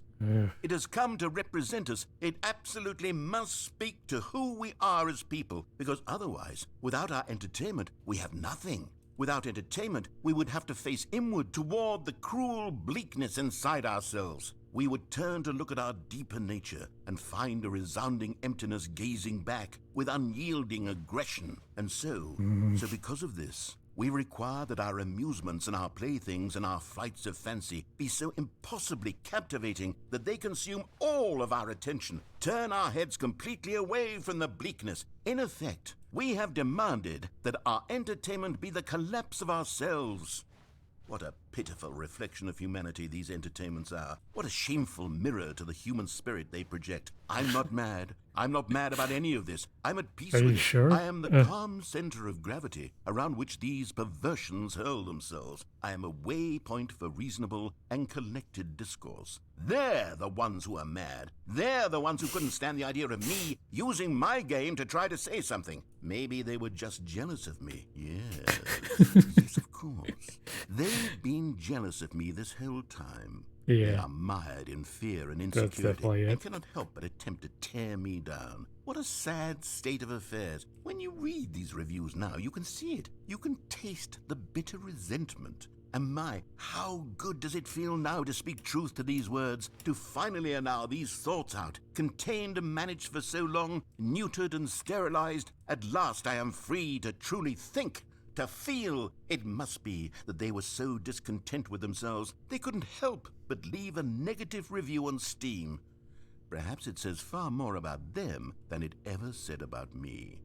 Perhaps the state of their psychological being was in such tatters, and my constitution and willpower are so ironclad in comparison. Perhaps it was this state that they sought some outlet through which to tear me down. This, you can see, is clearly why they felt the need to expect that the game be funny, that it be filled with yucks and whimsical humor, that it amuse them endlessly from start to finish. But they didn't understand the game was never meant to be funny. It was meant to have a point. It was meant to speak to the human condition. But where are the jokes? Where are the jokes? They bemoaned, they screamed, they gnashed their teeth and said, entertain us. Right.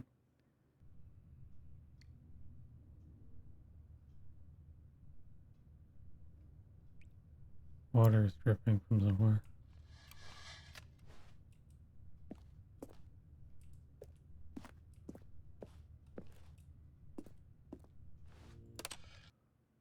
The end is never the end, is never the end, is never the end, is never the end, is never the end, is never the end, is never the end, is never the end, is never the end, is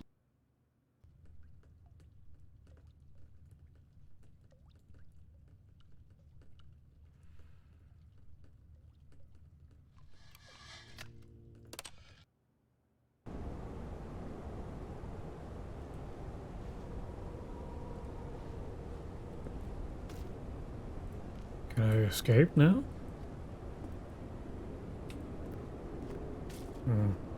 I suppose not.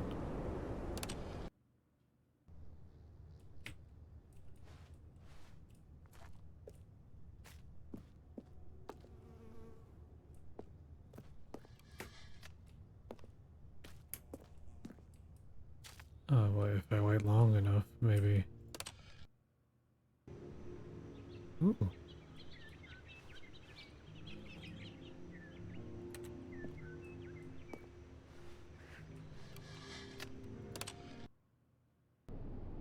Oh.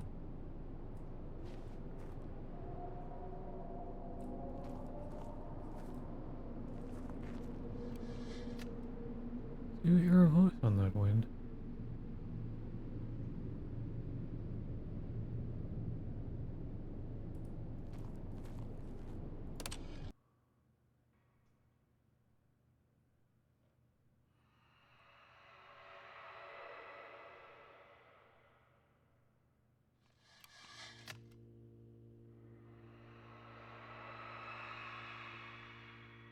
Is that getting louder?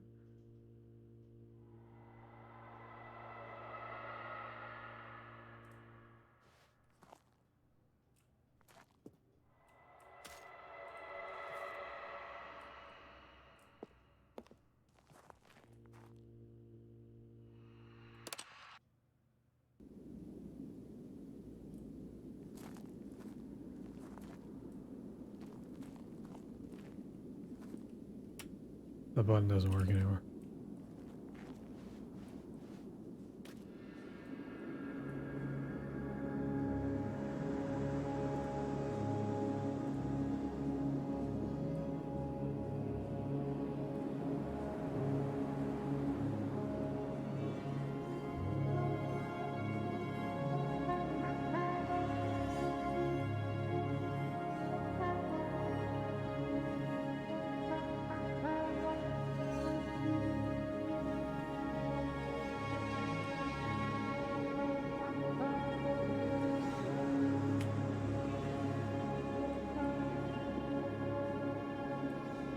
No, just pick a direction and walk.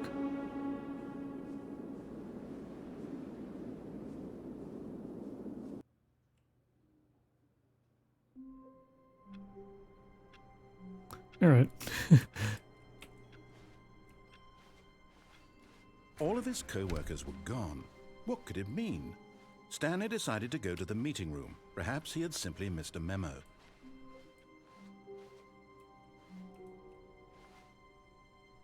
Hmm. Oh, good. You notice my sign. Yes, I have something very exciting to show you.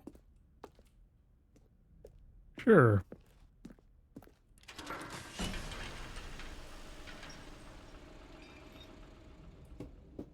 Is it the thing again, or is it something different?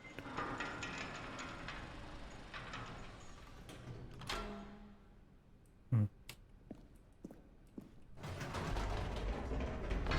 You see, Stanley, I've been reflecting on the Stanley Parable and about how roundly disappointing this ultra deluxe version has turned out to be. The original Stanley Parable was a landmark, and any new content for it should live up to that legacy. So forget this ultra deluxe nonsense. I say we take it one step even further. Which is why I'm very proud to announce for the first time ever, the Stanley Parable 2. Amazing. Yes, you see, isn't this far superior to a measly re-release with a few minor additions? Think of all the new territory we'll cover with a fully fledged sequel. An entirely new experience, built from the ground up. Why, there are so many possibilities. It could go in so many different directions. This is what fans have truly been asking for. Taste the sequel. Calling it the Stanley Parable 2 is just so much catchier than Ultra Deluxe, don't you think? Ultra Deluxe? What does it even mean? But the Stanley Parable 2, now that's an artistic statement right there. It's future-oriented. It screams progress and innovation and long-term franchising potential. Yeah.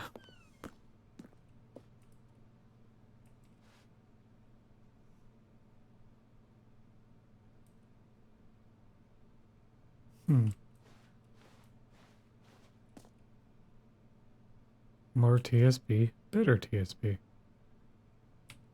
Sequential mindshare. Paradigm shift. The color red. Okay, okay.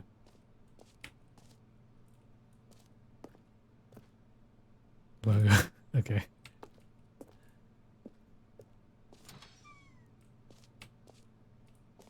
Now, to be clear, I haven't quite nailed down what exactly the Stanley Parable 2 is going to be, but let's take a look at some of the features I've been developing for it. I figure that if I can loosely organize a handful of interesting concepts, that surely the game will sort of naturally spring up around them. It'll all work itself out. Game development is much more of a fuzzy magic than anything scientific or logical, really. Aladdin 2, Return of Jafar. Doom 2, also good. Portal 2, Half-Life 2. I haven't actually played any of the Arkham games. Dark Souls 2, very good. Nope. Every pause button is a Roman numeral 2.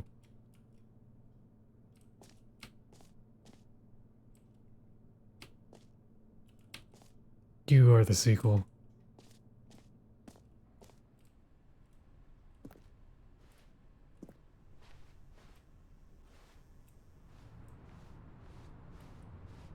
Expo Hall 2, alright.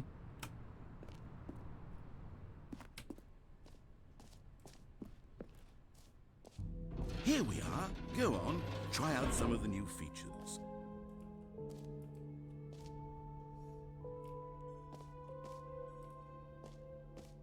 The button that says the name of the player that is playing the game. Thanks for following. Yeah. For the Stanley Parable 2, I asked myself, Does this actually work? what do players really want?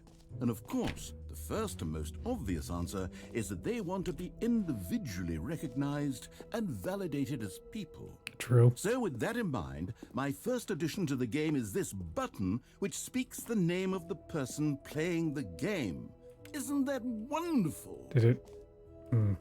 It's like scan my profile or something, or does it... Jim. Sorry, I should have clarified. Right now, the button only says the name Jim. But of course, in the final game, this button will say your name, whatever name that is. Here, let's have you role-play as Jim to really simulate would the rather full not. experience of this feature. Just play along. I promise you'll love it. Okay, here we go. Let's take a deep breath, clear your mind, forget whoever you are, and simply become a person named Jim. I want you to imagine yourself living as Jim, sleeping Big and Jim waking energy. as Jim, falling in love and being heartbroken as Jim, seizing all of the world's possibilities as Jim, and as Jim watching your dreams crumble into dust. Do you feel it deeply? Are you really, truly Jim right now? If so, then please step forward and press the button. Jim. Yes, you see? What a thrill, what a rush. That was you. The button described It you. was me. Do it again. Jim. Jim. It hits even harder the second time. If this were the only new feature in the Stanley Parable 2, it would still be worth the money. Let's take a break from the Jim button. I'm too emotionally drained from all of this personal validation. Jim. Whoa there, cowboy. Sometimes a person can be too much Jim. I'm putting the Jim button away. Otherwise, Don't you dare. you'll start to lose all sense of who you actually are.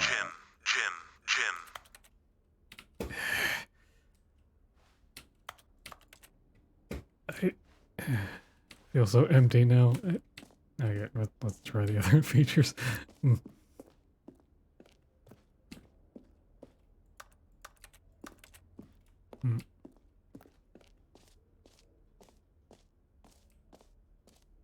Maybe a run button. That would be I nice. suppose I could allow only people named Jim to play the Stanley Parable 2. That would actually save me the work of finishing this feature. They changed the... Christ. Please, no screenshots.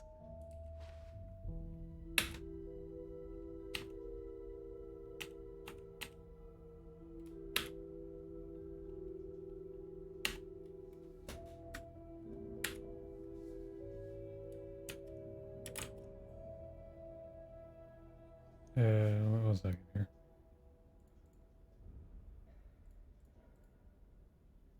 I actually... No, I didn't turn it off. I just gave it a really complicated...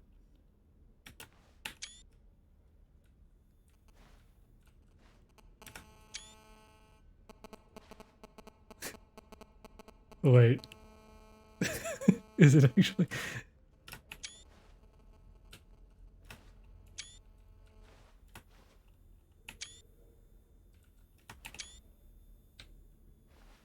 It's actually coming through.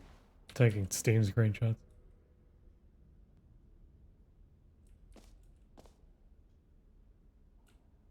Jump circle, infinite hole.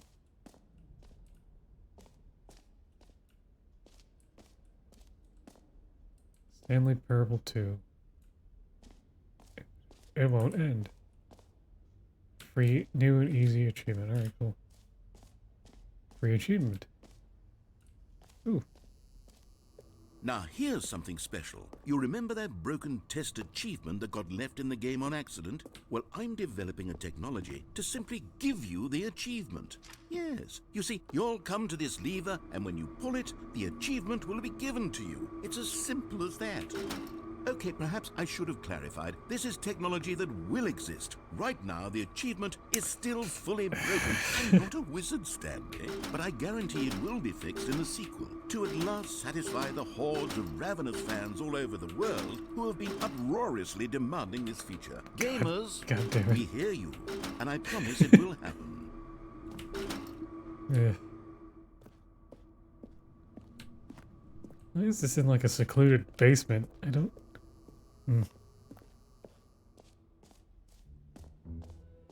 What else? What other exhibits haven't we seen yet? Let's try the bucket. Oh, yeah, the jump circle. You know what? Let's bring the jump circle back for Stanley Parable 2 as well. It's a... Oh, wait. You already spent all your jumps the first time we saw the jump circle. Oh, well. I suppose it can just be a nice decorative piece, then.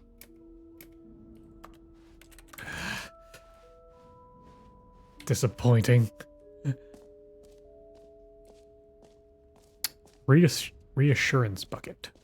Wait, what's in here?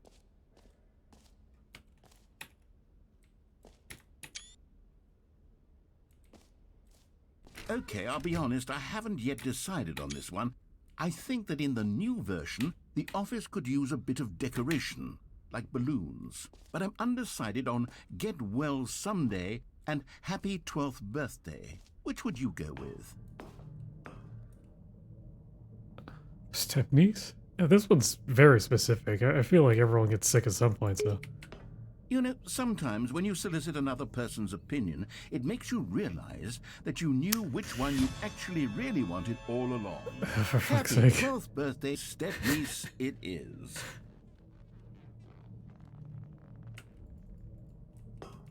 Okay. Oh my god. Or actually, maybe I should have gone with... No. No, I've made my decision. We're moving on. Okay. Let's check out that bucket. Oh, merch.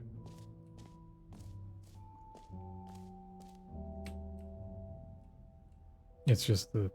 I saw the new content. I would actually pay for a shirt that said that.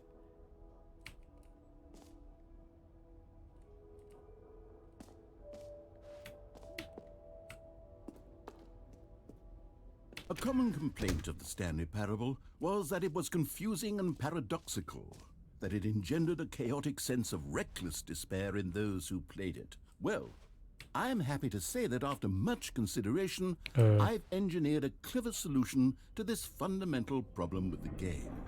It's the Stanley Parable Oh, there it is. Reassurance Bucket.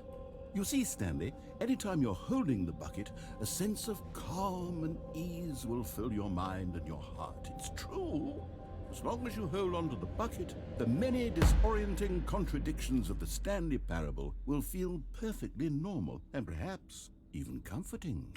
No. You may even come to long for the gentle embrace of jarring cognitive Let me dissonance hold while the it. bucket is in your arms. And to be honest, It's a much more convenient solution for me than actually redesigning the game to be less uncomfortable. Can you imagine what a pain in the ass that would be? Yes, the bucket is the perfect solution. Come on, give it a try. What? Can you feel it?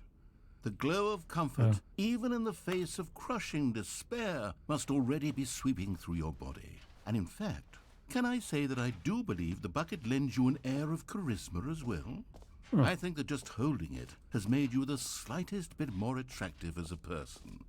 That's good The enough. benefits of the bucket seem to go on, don't they? All this and more awaits you in the Stanley Parable 2.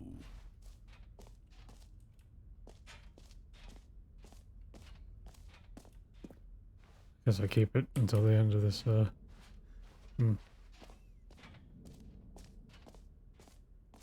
Cool. Does anyone give out awards for most enjoyable bucket in a video game? That really should be an award if it isn't already.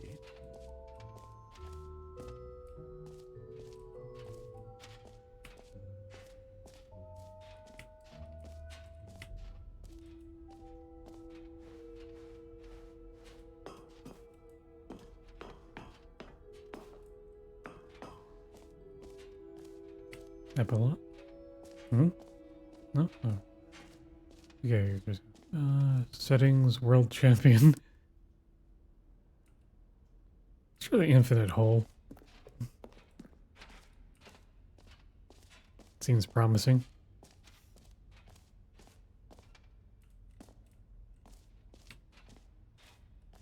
Oh, hey, a Penrose diagram. I love these things.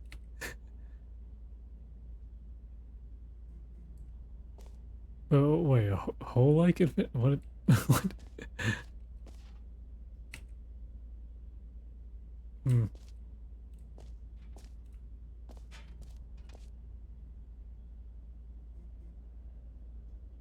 Educational use.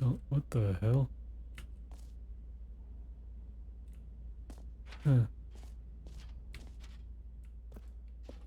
Stanley, here's an idea that I'm truly fond of. It's never been done before in a video game.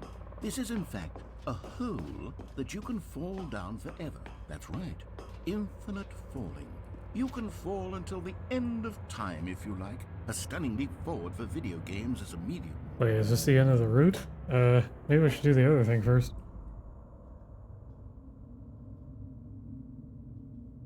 Yeah. Whatever. You see, isn't it wonderful? One of my more ingenious concoctions, if I do say so. Now then, since you've gotten to see Be a little the worried, but I have my infinite bucket, hole, so... you can press the teleport button to pop back up to the top, and we can continue onward. Great. Now, I'm very excited to show you even more of my ideas for the sequel. Okay, and I guess we're back in the hole now. Did you really need to see it again? I don't know what else there is to say, Stanley. It's an infinite hole. It's exactly what you're doing right now, but forever. There really are so many other I can't fascinating teleport again. exhibits that I prepared for Guess I you. gotta I wait. really spent quite a lot of time on all this, and I would very much like to show you some more of them. How about we go ahead and press that teleport button again so we can get back to what's really important about... Oh, goodness. Well, this is rather embarrassing, Stanley.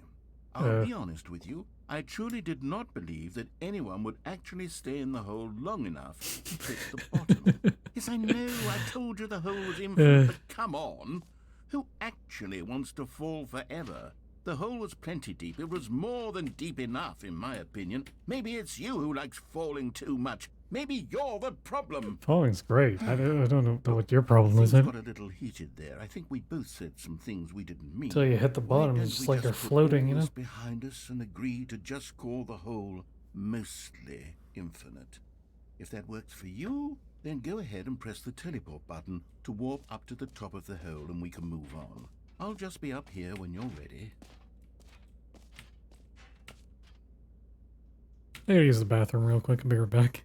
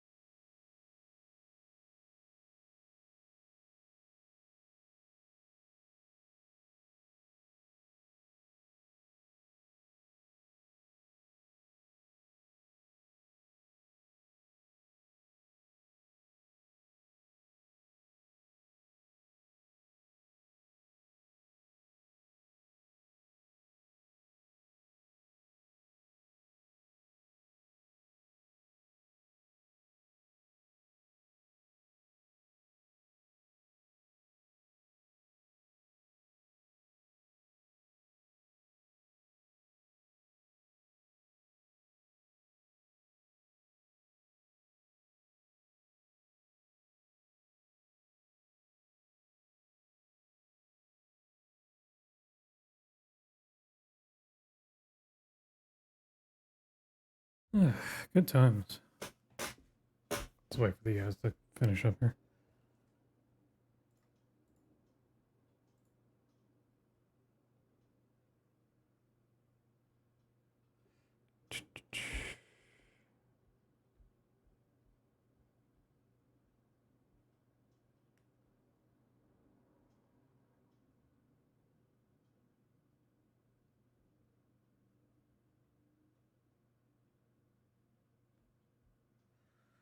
Okie dokie.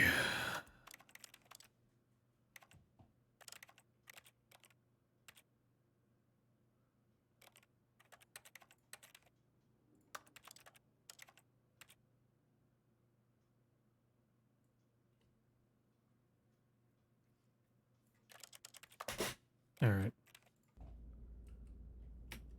Can I stay in the hole forever? Yeah, whatever. Oh, for heaven. You see, I was right. The problem is you. The problem is that you like holes too much. What? Not normal. What? A normal person would have said, yep, that's an infinite hole right there. Goes on forever till the end of time. Don't need to see it all, but not you. Oh, no, no, no, no. You have a weird sort of... Oh. Did the hole seem even shorter to you this time? I couldn't help but feel like you spent a little less time in there than you did before. I mean, admittedly, I didn't make an infinite hole, but I didn't think it was that not infinite. Well, I suppose once again there's nothing to do here. If you decide you've had enough of the hole, I love you can holes. hit the teleport button and come join me up above. Had enough? I'm positively thrilled.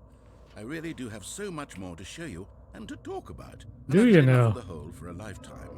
Gosh, how could I have guessed? You're back in the hole. If this starts to become a thing where... What? Wow. Okay. Yes. I'm starting to become extremely certain that the hole is not only not infinite, but that it's growing steadily less and less infinite. I suspect that I'm starting to hit the point where it's no longer feasible to call the hole infinitely deep, even by the lax overall standards for accountability in marketing. What's going on here? Stanley, I have no explanation for the uncertain nature of the hole's length. Here, let's try something. Let's pop back up to the top, and we'll see if it gets any shorter. Well, there it is. The shame of my lie has come to haunt me. Not only is the hole not infinite, but it's barely even a hole. How is this still appealing to you? I know you're obsessed with holes, but at this depth, I just can't see this scratching the itch. Oh, who am I to judge? You just do whatever it is you're here to do and hit the teleport Any hole's a button goal. when you're ready to move on. Is the, teleport button not working? You sure? Well, I mean, I really don't have an explanation. It was working just a moment ago. Try it again. Still nothing? Well, I suppose there is one thing I can do to fix this. I'm out. Goodbye, Stanley. What? You couldn't bear to be away from the hole, and now What? you'll get more time with it than you could ever have asked for. It's a win You for fucker. everyone. You get to be with the hole. I get to do literally anything else. Take care, Stanley. I hope you and the hole have a wonderful rest of eternity together.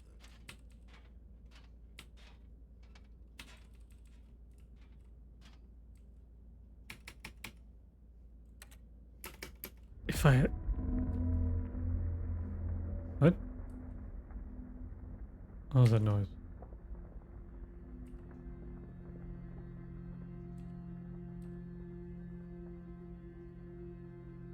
What is happening? What?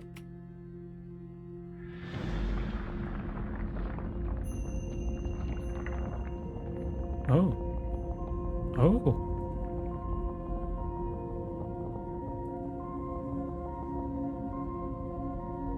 Oh, this is...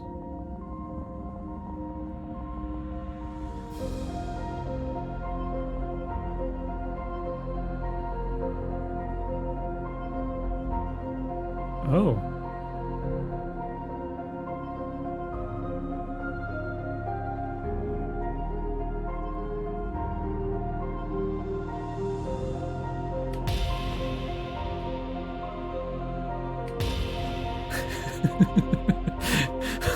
god.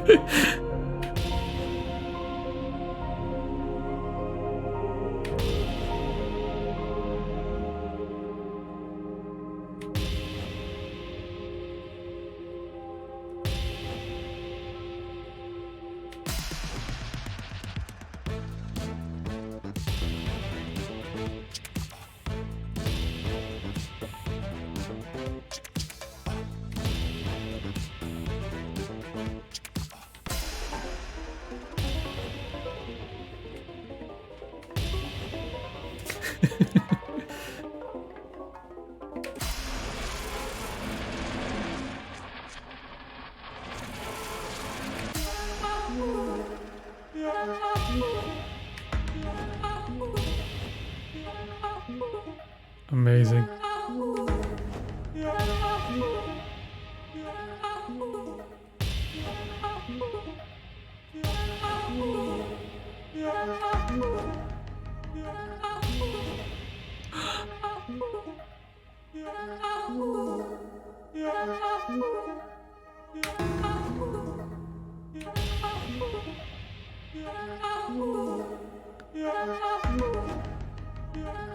Aww.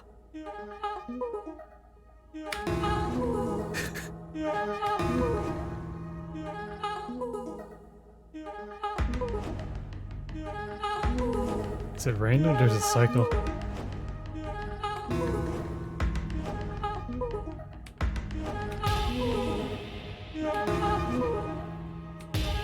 Stanley?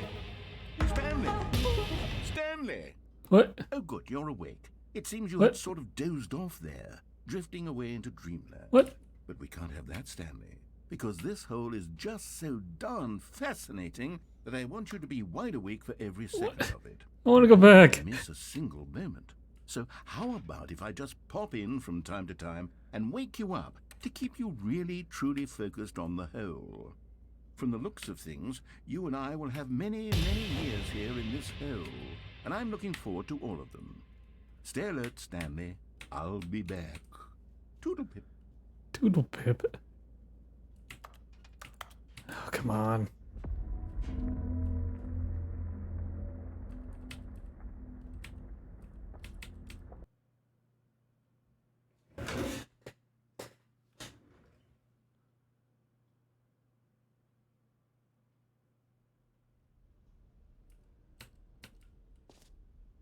It accidentally restarted. Here we are. Go on. Try out. Wait, what? Wait, did that happen on purpose? I don't... It's not bound to anything. Some of the new features.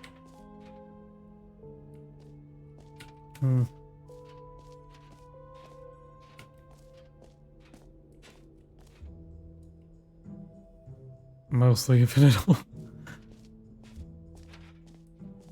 Fine, it ended.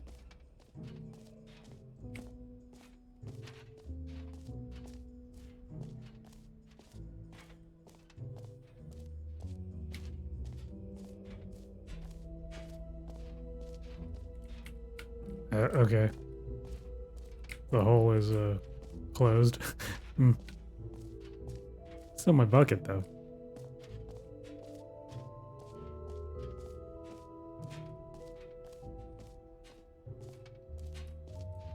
The cell phone as it starts playing when you take Steam screenshots. It's really good. Oh, we got your collectibles.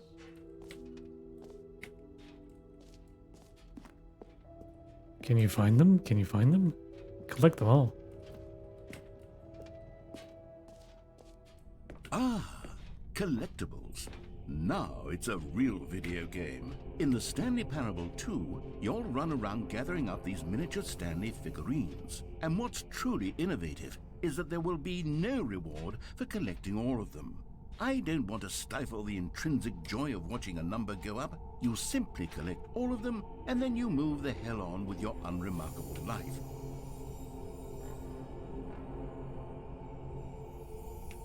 This is like a very...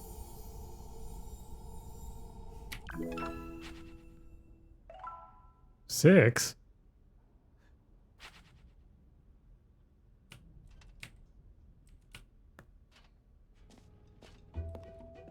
God God, it really is the worst when you collect everything in a video game and then they give you a big fancy reward for it. Absolutely tragic.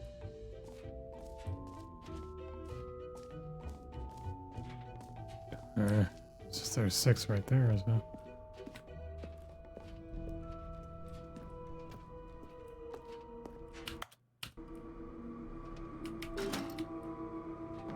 That's still broken? Alright.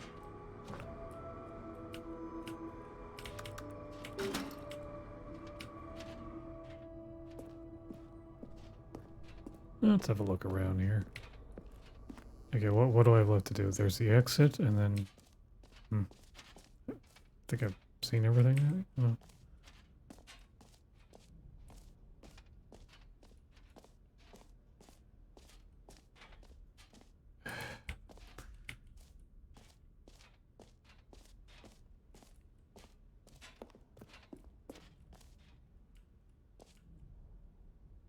Settings World Champion. Actually, I haven't seen that one yet.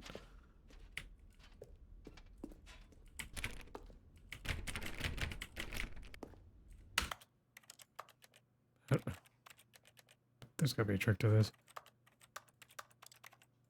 I bet it's in here too.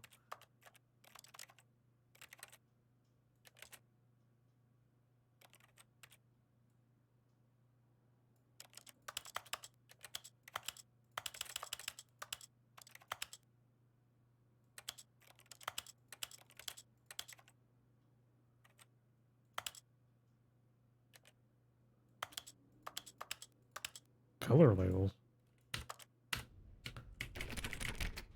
I don't know if I need that. It's probably an actual accessibility option too, though. Deutsch, Francais, Italiano, Espanol.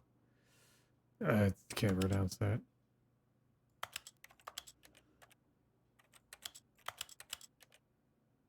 There's actually not that much difference in size between the subtitles.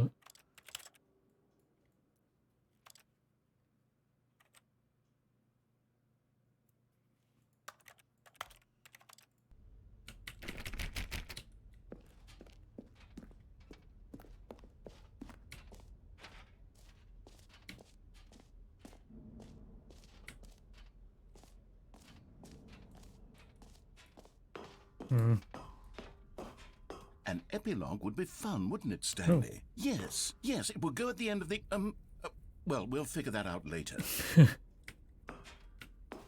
Okay.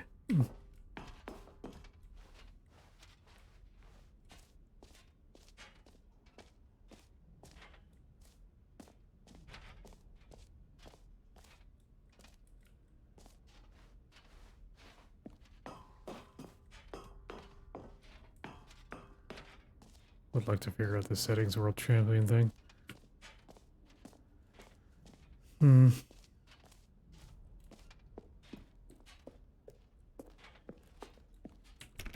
Alright.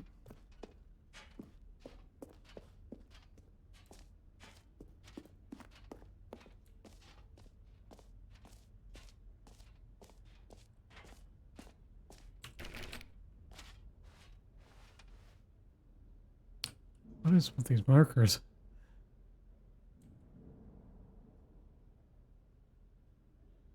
Jump circle. This map.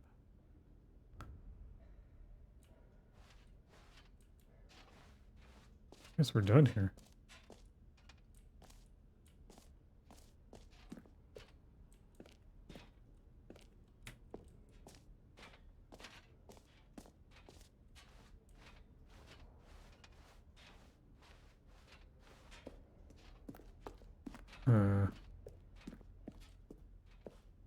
All right. Have you seen everything you wanted to? Ready to move on now? Not quite, but I mean, the door seems to be locked. I don't know. I'll try it one more time just to be completely sure.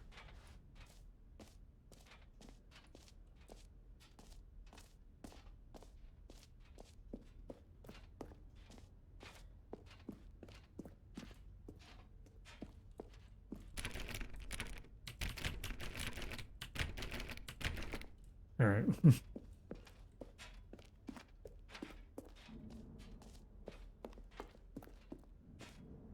Let's go.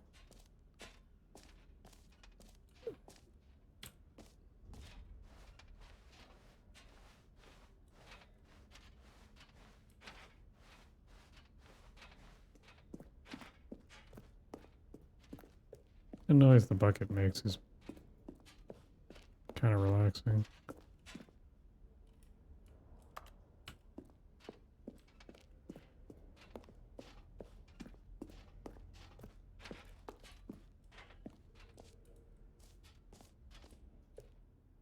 So, Stanley, what do you think? Do you like all of the new features? Yes, I know it's not exactly clear yet how exactly these features will come together as one single coherent video game, but I can feel it in my soul. It's going to work. There's definitely a good game in there somewhere. Say, let's do an experiment. I'll arrange these new features together, and we'll see whether or not it coheres into a meaningful gameplay experience. Let's go. Okay, are you ready? Here it is. I give you the Stanley Parable 2.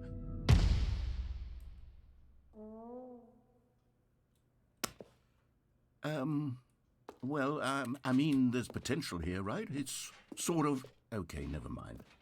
Hold on, let me do a Epilogue. different arrangement. Okay, yes, this is much better. I feel good about this. Here we go. Version 2. Who am I kidding, Stanley? This isn't a coherent video game at all. It's a lot of gags. Two hole. And I do very much enjoy creating gags, but they don't add up to anything. I wanted more than anything to create a sequel that would capture all the magic of the first game. I wanted fans to love it. No matter how good these gags are, they won't stand on their own. They would need the structure and the gameplay of the original. Wait, maybe that's it. I can take the original Stanley Parable and simply, well, insert a few of my new features into it. Tastefully, of course. With respect. With care for the vision and integrity of the original game. Would it possibly... They were trying to say a lot of things. Good, but it would need a really, really tremendous title screen. A title screen that says with bold and uncompromising Are we living conviction, back to Ultra "This Deluxe? is the Stanley Parable 2. Hmm. Let me see if I can whip something up. All right, perfect. Go ahead. Take a look.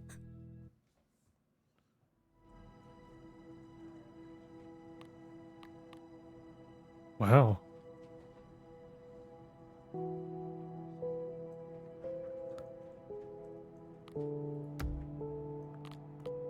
They even... Wow. They even reskinned the settings.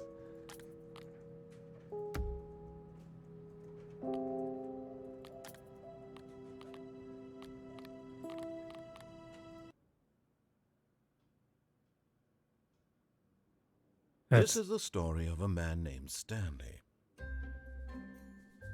Stanley worked for a company in a big building. Oh, God. It was employee number 427. Employee number 427's job was simple. He sat at his desk in room 427 and he pushed buttons The balloons. on the keyboard. Orders came to him through a monitor on his desk, telling him what buttons to push, how long to push them, and in what order. This is what employee 427 did every day of every month of every year. And although others might have considered it soul-rending, Stanley relished every moment that the orders came in, as though he had been made exactly for this job. And Stanley was happy. And then one day, something very peculiar happened. Something that would forever change Stanley. Something he would never quite forget. He had been at his desk for nearly an hour when he realized that not one single order had arrived on the monitor for him to follow. No one had showed up to give him instructions, call a meeting, or even say hi. Never in all his years at the company had this happened, this complete isolation. Something was very clearly wrong.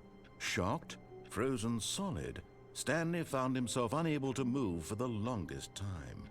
But as he came to his wits and regained his senses, he got up from his desk and stepped out of his office. All of his co-workers were gone. What could it mean? Stanley decided to go to the meeting room. Perhaps he had simply missed a memo.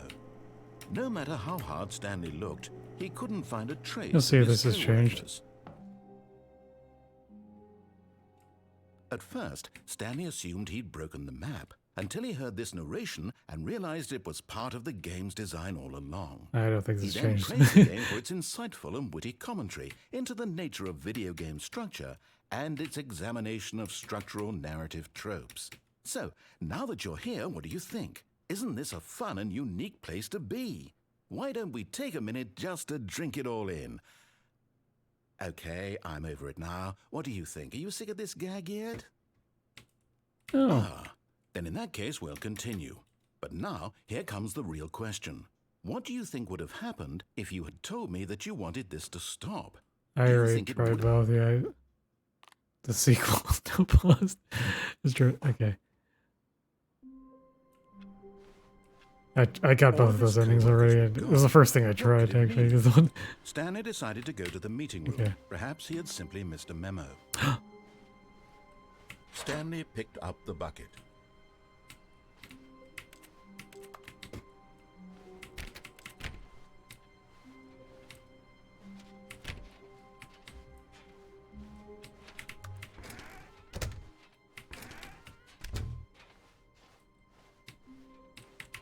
Stanley clutched the bucket tightly to his chest and entered the door on his left. This was not the correct way to the meeting room, but Stanley had felt the bucket calling to him, telling him that the employee lounge was simply the place to be. But they recorded all these new lines with the bucket. I don't even. And here it was. Had the bucket turned out to be correct? Was this better than the meeting room? Yes, Stanley thought to himself. Yes, perhaps it truly was. How insightful the bucket turned out to be.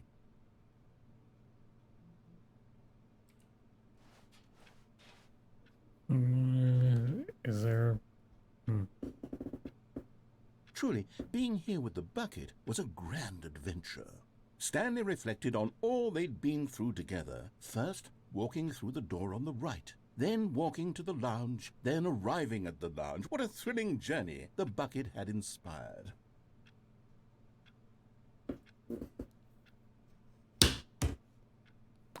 Perhaps this was where the bucket felt most truly at home, here in the employee lounge. Perhaps it's the only place a bucket can even feel at home. God. Stanley decided to just give the bucket absolutely as much time as it needed to be in the lounge. Clearly, the bucket and the employee lounge Yeah, shared that's it, what but it- finally, the bucket was done being in the lounge, and they took the first open door on their left to get back to business. Do I? Which? You know what? I'm gonna try this other ending. Well, I want to see what And happens so with the the two of bucket. them detoured through the maintenance section and walked straight ahead to the opposite door. Still no one was here. Stanley needed the bucket's warmth and comfort now more than ever. Perhaps his boss's office was where he'd find answers. Oh, Stanley, can you feel it? The broom closet. It wants the bucket. You can feel that, can't you? The aura of jealousy. It's as clear as day. This broom closet believes it deserves the bucket. Wow. I can really feel it now. It's a bucket. It belongs in a broom closet. That's what the broom closet is trying to say here. It's supposed to go with the other cleaning supplies. Good for you, Stanley. Don't give in. Don't hand over the bucket. I know how hard it must be, given the pressure that the broom closet is putting on your shoulders right now, but you have to be strong. This is your bucket. This is your companion and It's not really a place lifelong to be asking friend. that. You can't hand it over. Oh, no. We're getting into name-calling now, it seems. Is this how low the broom closet has sunk that it has to resort to this stream of petty insults simply in order to get you to hand over the bucket? Stanley, I never liked this broom closet for a variety of reasons, but even this is worse than I had imagined. And wait, now the broom closet has the gall to imply that you and the bucket are not truly deep and lasting friends? That your relationship is purely superficial and convenient? that your life is so banal and meaningless that you'd feel the same sort of kinship towards any inanimate object which happened to lay in your path in an even partially enticing manner? Well, I never. Go on, Stanley. Lay into it. Eat shit, Really broom tell closet. the broom closet off for its demeaning comments. Expand on the wide variety of experiences you and the bucket have shared together. Go through each of them point by point. Share your journal entries detailing the rich emotional landscape of your feelings for the bucket as they have changed and evolved over the years. It hasn't been years, but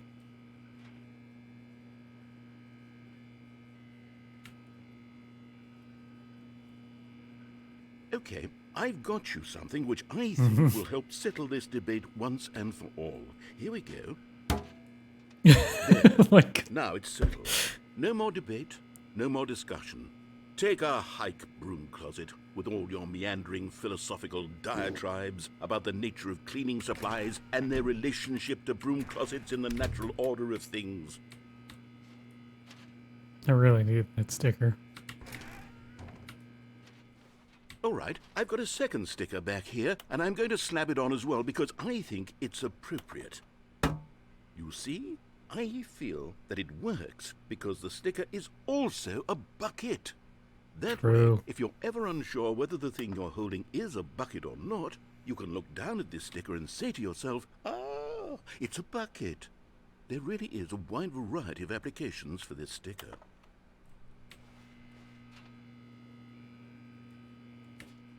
Alright. You know what? I could take the name-calling and the dismissal of your... Coming to a staircase, Stanley and the bucket walked Oh, I wanted to hear upstairs that. the boss's office. I could just do this. All of his co-workers were gone. What could it mean? Stanley Let's sit through decided this. to go to the meeting Oh, room. the stickers are Perhaps on there. Stanley lifted the bucket into his arms, and a wave of comfort rushed over him. The stickers stay on there. Stanley clutched the bucket tightly to his chest and entered the door on his left.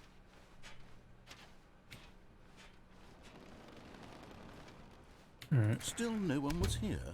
Stanley needed the bucket's warmth and comfort now more than ever. Perhaps his boss's office was where he'd find... Stanley, we must move on from this broom closet, simply because I have no remaining stickers. If I did, you can guarantee we'd be in here for hours. But alas, no stickers. Fine.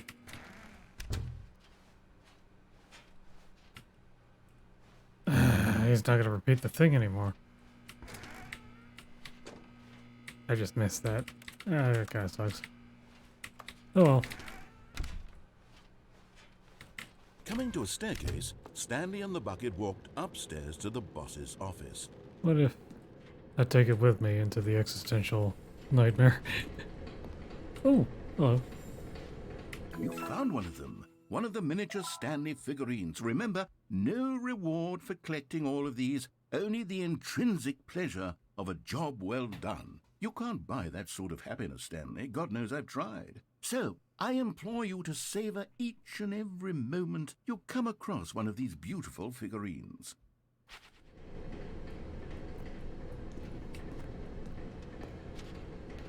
But Stanley just couldn't do it. He considered the possibility of facing his boss, admitting he had left his post during work hours. He might be fined for that. And in such a competitive economy, why had he taken that risk? All because he believed everyone had vanished. His boss would think he was crazy. And then something occurred to Stanley. Maybe, he thought to himself, maybe I am crazy. He looked down at the bucket in his arms. Am I crazy? He asked the bucket. The bucket returned his gaze, but said nothing at all. That's strange, Stanley thought. Usually the bucket is a source of guidance and wisdom for me in difficult times such as these. He held the bucket close, yet felt none of its familiar reassurance and comfort. And that's when Stanley realized, this isn't my bucket. It's just a normal, everyday bucket. What? Someone else's bucket, No. perhaps. How did I end up with someone else's bucket? This is all terrible. But my name is on the Surely sticker. no good would come from this. What? Who knows what sorts of bizarre hallucinations Stanley might experience without the psychologically grounding presence of his bucket. And indeed, now he noticed that the rooms were repeating, which was, of course, very odd. Oh no. Oh no, no. He felt himself floating off the ground. Oh, gracious. he exclaimed. Oh, Without gracious. my bucket, I've gone truly mad.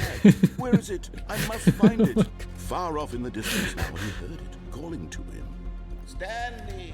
Stanley, it's me! The bucket! Could it truly be? He rushed forward from room to room, passing by one bucket after the next. None of them were his. Oh my God. None of them were his special bucket. Come to me, Stanley! Find The buckets. The buckets. He had to find the bucket. He had to return to his old friend. It was the only way to truly restore his sanity. And then suddenly, he froze dead in his tracks. He knew where the voice of the bucket had been coming from. The real bucket was inside of him all along. No. It was incredibly painful. Stanley doubled over in agony and blacked out.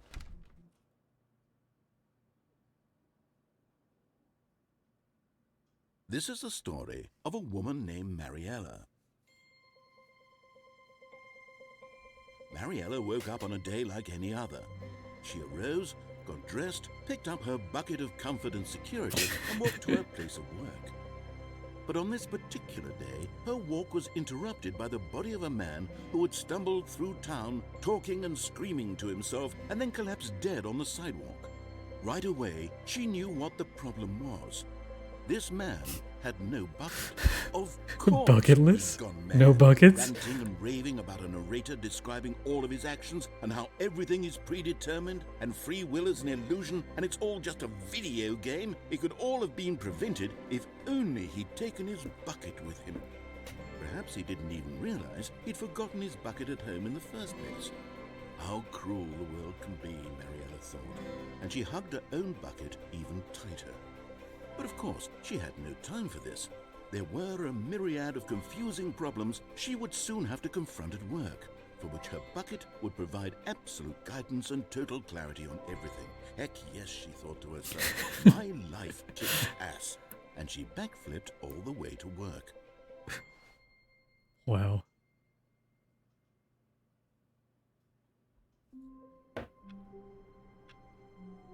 Anyway. The confusion and the chaos all seemed to melt away as Stanley embraced the bucket. A hallway now. Stanley clutched the bucket tightly to his chest and entered the door on his left. This was not the correct way to the meeting room, but Stanley had felt the bucket calling to him, telling him that the employee lounge was simply the place to be. And here it was. Had the bucket turned out to be correct? No, never mind. Never The mind. bucket was wrong. Stanley took the door on his left to go back to, and so the two of them detoured through the maintenance section and walked straight ahead to the opposite door.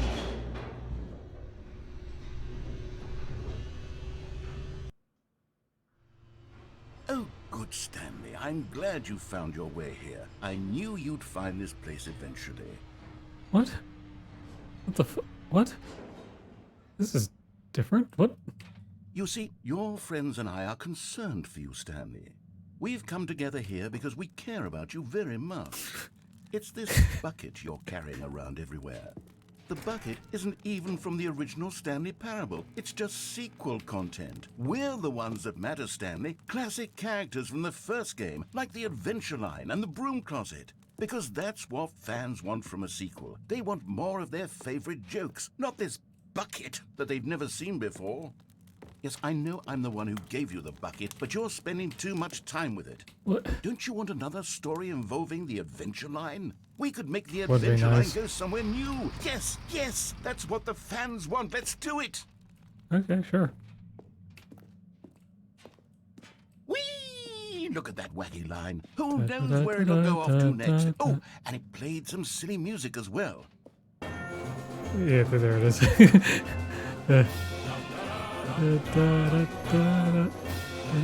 Now this is what the Stanley Parable is Please all put about. the music back. Don't you remember all those great jokes from the original dialogue? Also, Stanley is addicted to drugs and hookers.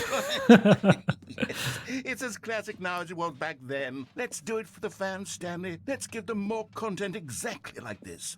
But if we want to do that, you're going to have to give something up. You're gonna ask me to give up the bucket, aren't you? Hmm.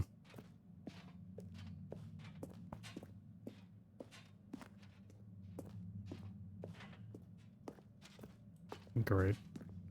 Mm.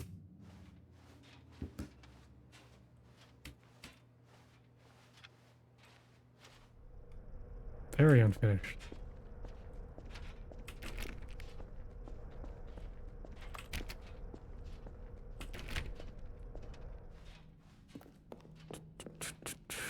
Downstairs. Ooh, very ominous.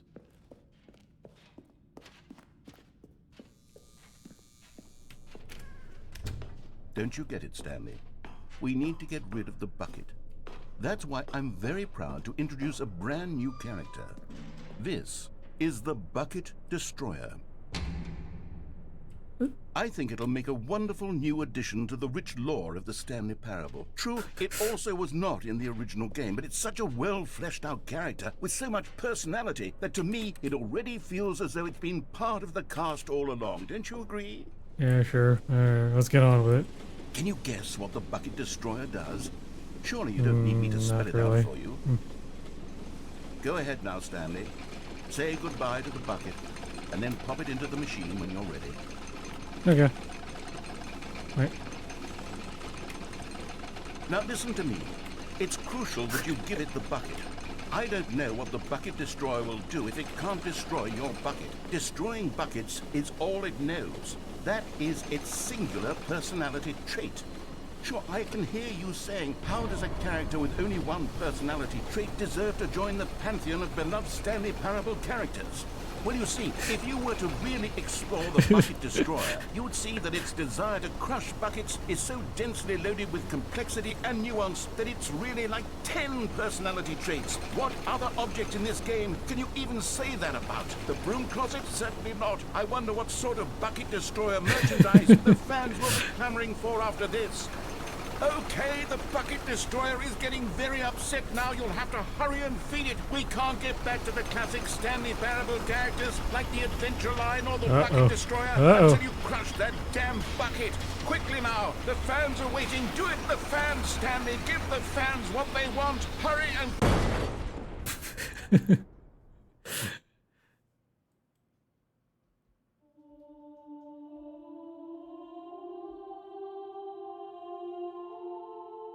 The Bucket Destroyer, my prized creation. You had so much potential. We were going to do such marvelous things with you, tell such spellbinding stories about you. All of it squandered now. No, of course not. It's Goodbye, procedurally generated. new friend. For the moment in time that you were here. Oh, yeah, I was tapping. He wasn't doing anything. He kept putting it to his chest every time I hit the button.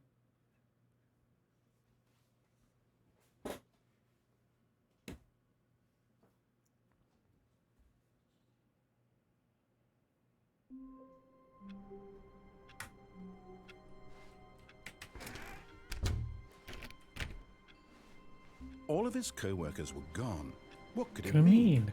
Stanley decided to go to the meeting room. Perhaps he had simply missed a memo. Huh? Oh, that's new. Warmth spread through Stanley's arms. With the bucket in his arms again, he was home. Stanley clutched the bucket tightly to his chest and entered the door on his left.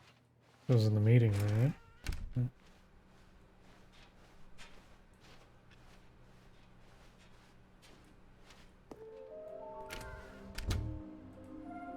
Oh no. Oh no, no. Maybe we are the collectibles. To whom it may concern, I managed to pick up sounds unusual to our regular office ambiances or local audio sources using an array of cardioid microphones, also known as directional mic, a microphone which picked up sound from a particular area. Analysis of the recordings allowed me to triangulate the source of the strange noise. Data shows that, in all likelihood, it's coming from a dark area behind a very warm place. I also picked up what looks to be reverberance off a porcelain surface. Anyone have any leads on this? Wouldn't you like to know?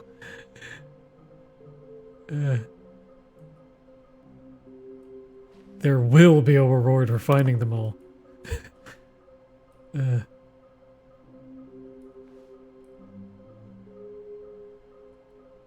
Please do not leave the office before reporting back on any new findings. Teamwork and communication are of great importance during this unprecedented time of investigation. Oh my god.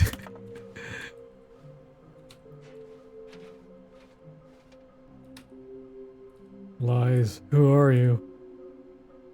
There will be cleaning of this wall required.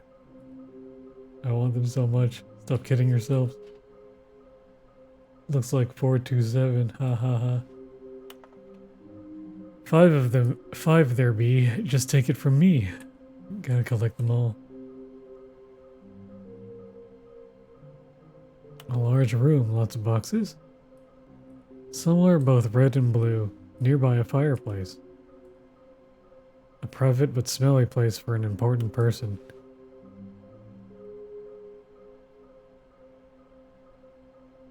Is this some kind of game? There must be a point to this.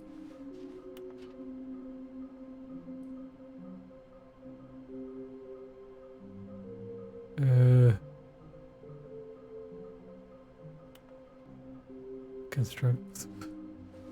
Oh dear.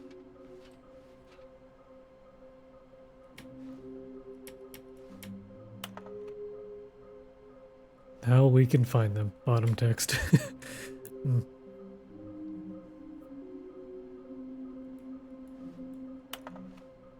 Well, we know. Small floating objects have appeared across the office. We have to synergize our resources to ensure their retrieval. There are many questions. There was no memo for management. Agenda. How can you tell you've spotted one? What makes them float in the air? Who took these pictures of them? Fig leaves are hard to find.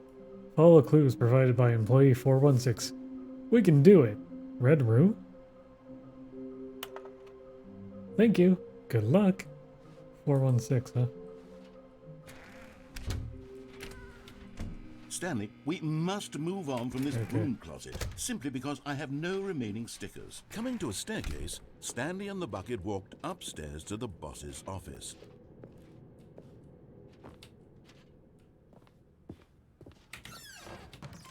Aha. Another miniature Stanley figurine. This, you know, there really must be a snappier name for these things. What about mini-stands? Mini-stands. Stanley figs. What about Stanlerines? Stanlerine. Yes, I think I like that. Another Stanlerine under your belt. I think the board called them fig leaves. Well, whatever.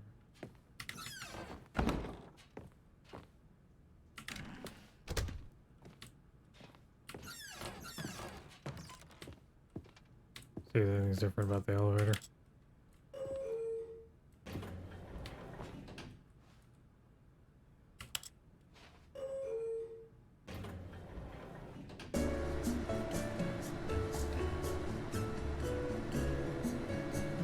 No, I don't think so.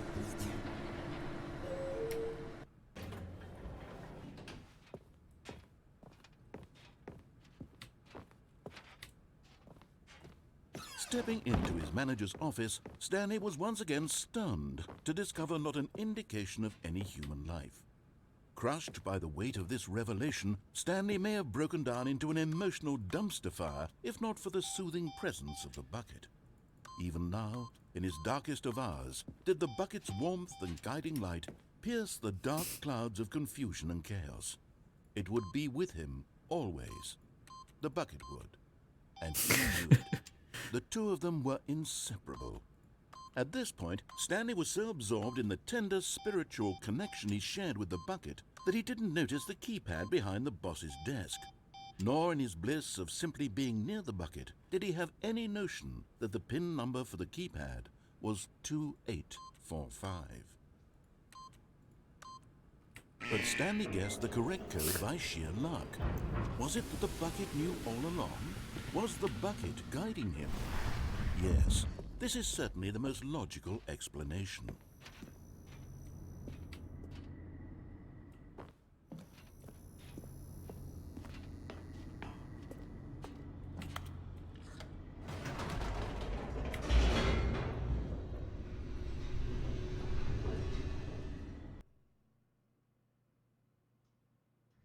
The elevator raced downward, plummeting towards an unknown fate. It would be all Stanley could do to keep himself together, if not for the bucket. Soothing him, comforting him, reassuring that in this darkest moment of uncertainty, he would be all right. The bucket is here for you, Stanley. Everything will be fine. Wait, Stanley said to the bucket. Can we go back up? When I was pressing those keypad buttons, there was something very intriguing about the number 3. I want to go back so I can try pressing the number 3 again. Good idea. The bucket said nothing.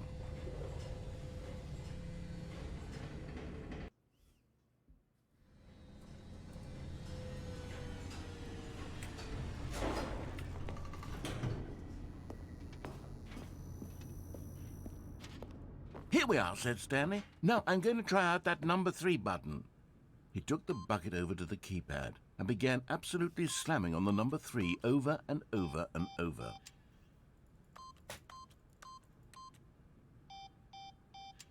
Wow, he said. The number 3 is such a special button. I'm having the time of my life. Stanley looked expectantly at the bucket, but the bucket remained silent. This was a shock to Stanley, who had always felt such a connection with the bucket. How was this not as exciting to the bucket as it was to him? Once Stanley had had enough of the number 3, he got back in the elevator.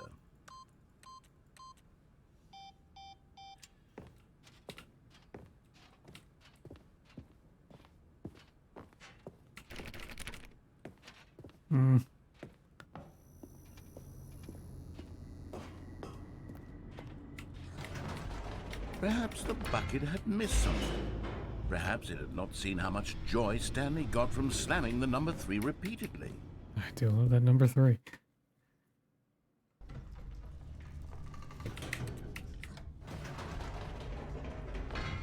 No, said Stanley to the bucket. You can't go on yet. Not till you understand how much the number 3 means to me. You and I have been through so much together, and I just want you to see what I see. Feel the happiness I feel. He smiled at the bucket, and the bucket said nothing. Nothing. Alright. Let's slam that 3.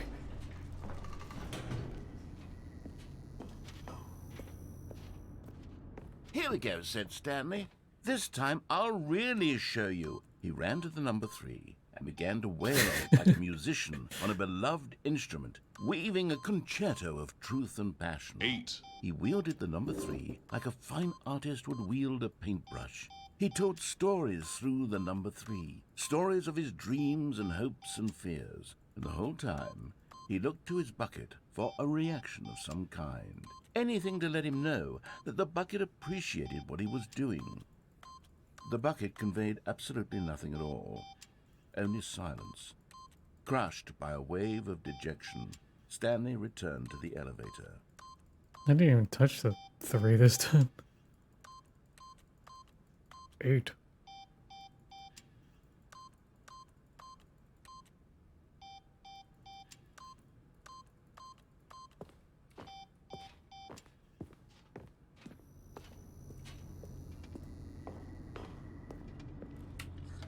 Stanley and the bucket were so close. They'd always been there for one another. Why suddenly could the bucket not connect with this passion of Stanley's?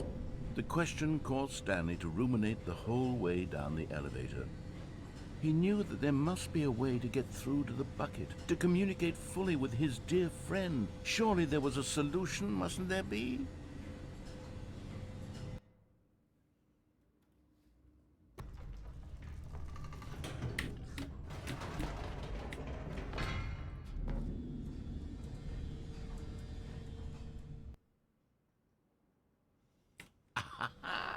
Said Stanley. I know what to do. I know how to fully express this feeling in my heart. He decided right then and there that he would hold a press conference where he would speak to the public on all matters relating to pressing the number 3 over and over. He would elaborate fully on what the number 3 meant to him and why he felt so alive when pressing it. Then the bucket would be able to see his joy through the eyes of others.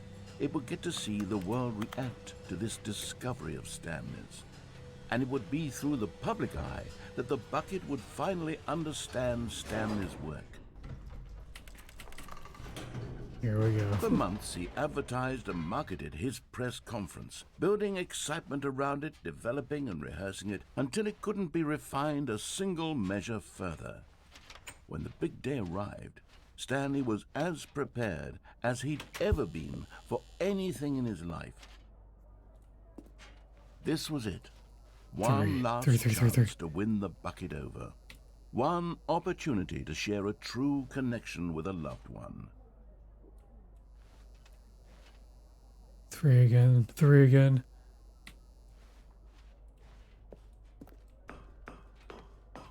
The dude who came up with pizza.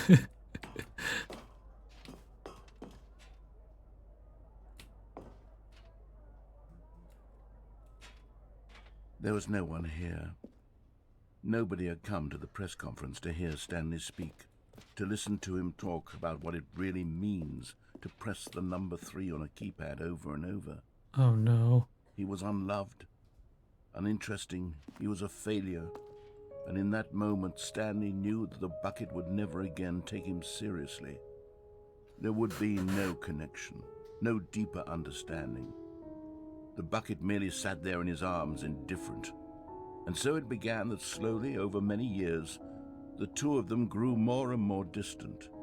They spoke less and less, neither wishing to state the obvious, that any sense of real respect between them had eroded since that day at the press conference.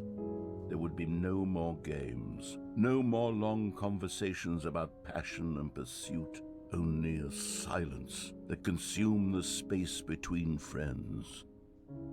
And Stanley, having for once in his life discovered the warmth and comfort of true companionship, was cast back into the unremarkable normalcy of loneliness.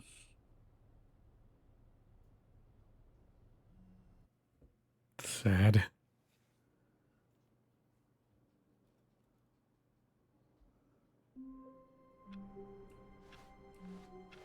How wonderful. Stanley was alone. Finally. This is great, he thought to himself. This is what I wanted all along. I got what I wanted. What? It could have been a coincidence. 416, right? Actually. Oh wait, they're descending. Stanley picked up the bucket and smiled. He'd never be alone again, not truly alone, not with the bucket around.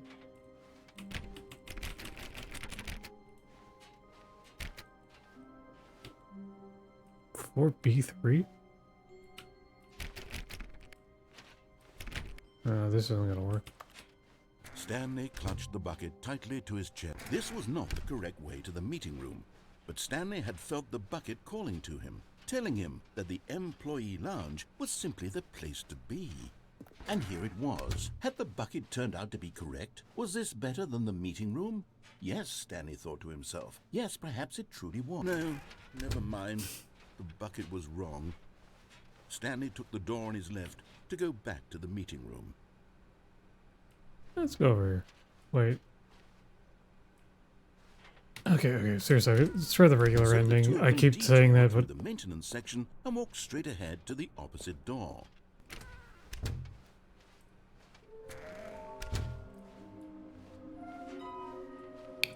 somewhere both red and blue, nearby a fireplace. Large room, lots of boxes. Where was the fireplace? I remember where the fireplace was. Coming to a staircase, Stanley and the bucket walked upstairs to the boss's office.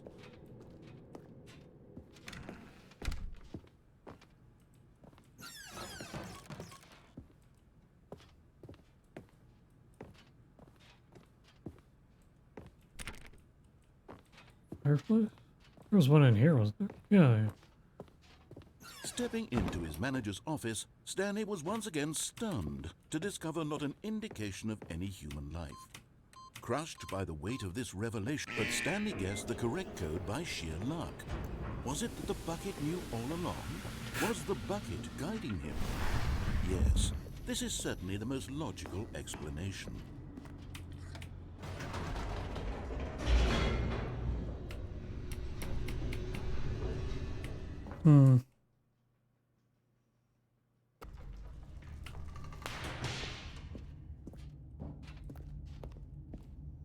Stanley and the bucket walked straight ahead through the large door that read, Mind Control Facility.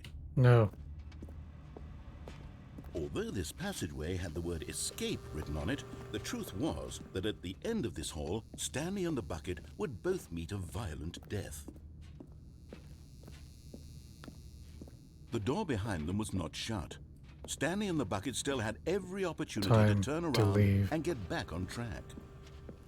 At this point, Stanley and the bucket were knowingly walking forward into a very painful death for each of them.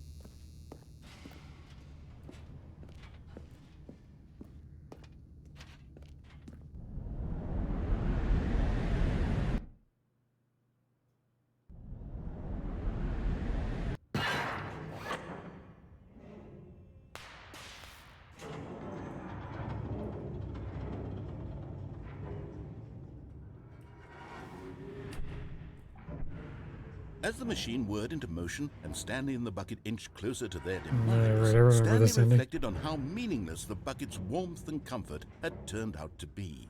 To be sure, Smasher it looks puts a little the different mind than and the soul at ease to the embrace the source bucket, version. but what use is a sense of ease when you're about to be crushed to death? This is what Stanley thought to himself, and he sort of kicked himself for wasting so much time carrying a bucket everywhere. Farewell, Stanley.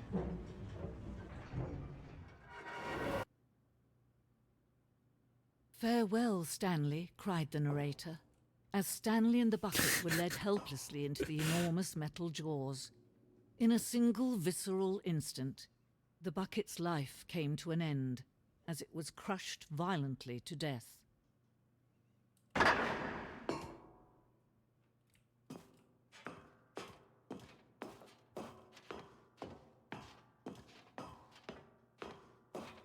It was a shame, the death of such a magnificent bucket. It's true that all buckets are radiant in their own way, but this one stood above the rest. It was a glorious bucket to behold. Oh my god. You are standing at the precipice of knowledge. Much like the bucket itself, the human mind is frequently empty within a cavernous void. But through use of the exhibit in front of you, the mind becomes full and enriched and substantiated. Knowledge of the bucket and its history is the only true knowledge we really have. Will you take what you learn here out with you into the world? Will you accept with an open mind what may be challenging about the information in this exhibit? Will you change the lives of yourself and your loved ones as a result of this exhibit? Or will you turn a blind eye and continue to live as you were in ignorance and darkness?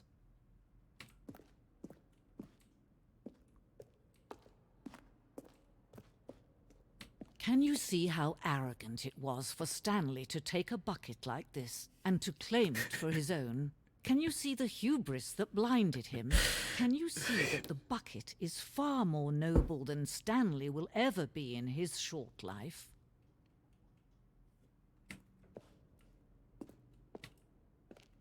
$25 buckets. Wait, what? A photograph of 25 buckets, the greatest number of buckets ever captured on camera.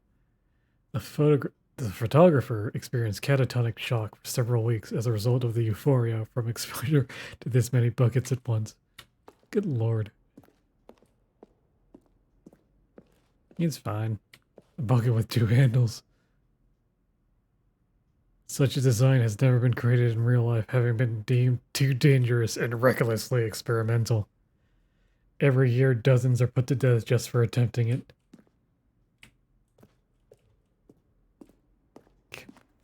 Fucking Inferno bucket.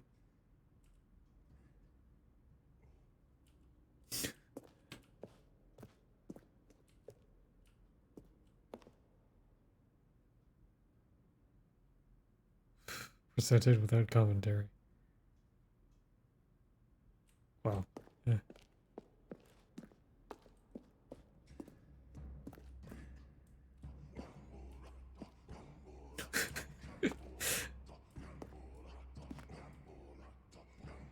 While we know that buckets predate the existence of mankind, we do not know by how long. This cave's drawing depicts early men's discovery of the practical uses of the bucket. by which time the bucket has already likely been around for several millennia. Notice in these drawings how the bucket is allowing itself to be used, having judged humanity to be worthy of its treasures.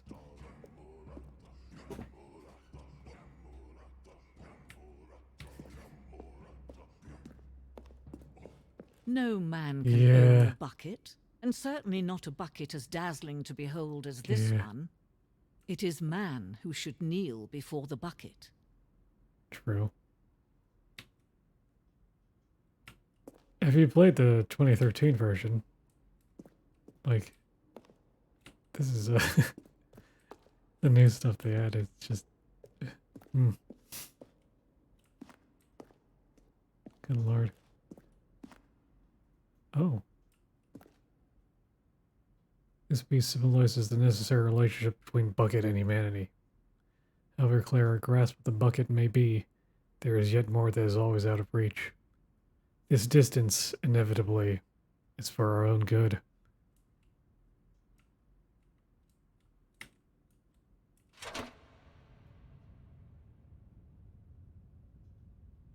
But there is something we can do. Something we can do together, you and I, that will right this terrible wrong. Let Stanley die. Let him be crushed by the machine. Don't reset the game. Don't give him another opportunity to run off with another beautiful bucket. We can save the world's buckets from their treatment as tools and implements if only we let Stanley die together. The bucket shall take its place as ruler, as leader, as commander of a new world, a new vision.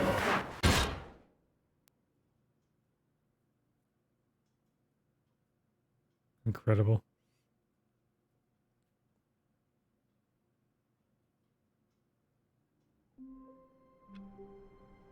I think that's the original non-bucket version of that ending, probably. It's been a while. I chose the option that let me basically accelerate the path to new stuff, so I don't quite remember it too All well. of his co-workers were gone. What could it mean? Stanley decided to go to the meeting room. Perhaps he had simply missed a memo. The good old bucket. Just Stanley and the bucket. Off on another thrilling adventure together. This layout's different.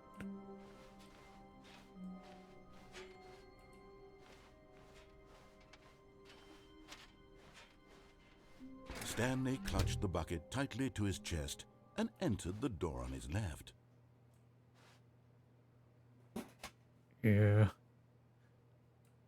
I'm pretty sure they added new stuff to the base part of the game, but it's hard to really be sure of that, considering I haven't This actually... was not the correct way to the meeting room, but Stanley had felt the bucket calling to him, telling him that the employee lounge was simply the place to be. Wait, did I want to go this way? And here it Yeah, was. I did. Had the bucket turned out to be correct? Was this better? No. Never mind. The bucket was wrong. Stanley took the door on his left to go back to the meeting room. Let's try this way. I remember No. this. Said the bucket. Don't go to the meeting room. Go somewhere else. That the voice. cargo lift, yes. Go there. Go to the cargo lift.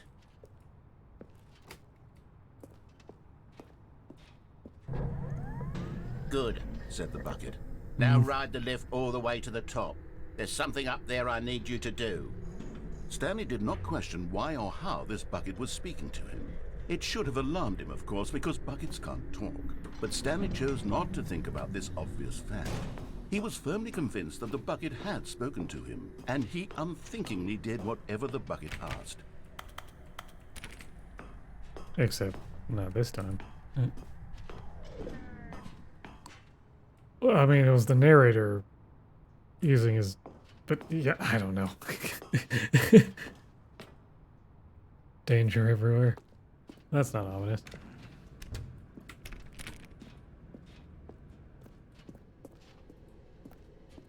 No, stop. Look there on the wall. You see, there's a sign right there. It says, no buckets past this point. Stanley, how could you think it was okay to bring the bucket here? Unless... What if the problem is that you actually don't know what is a bucket and what isn't a bucket? Oh my I god. suppose that would explain a lot about your behavior up to this point. Which, if that's true, well, my goodness, I think we have to do something about it. This misunderstanding could have dire consequences on the entire rest of the game if not addressed quickly and properly. So much of the impact of the story is dependent on your understanding of what is and isn't a bucket. Please, step in here for a moment. I lost mine a long time ago. I'm just here for the ride. Oh, I like that font. Now then, I'm going to run you through some test scenarios, and you'll tell me whether or not the thing I'm showing you is a bucket. Simple enough, right? This Sure. should tell us everything we'll ever need to know about what is or is not a bucket. Okay, let's begin. Item 1. Is this a bucket? Yeah.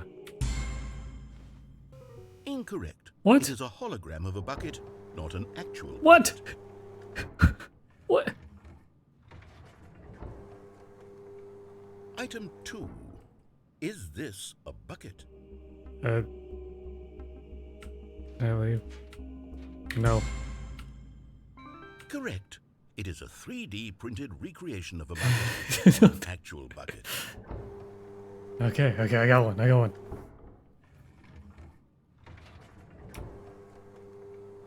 Item 3. There's so much bucket Is this a content. bucket?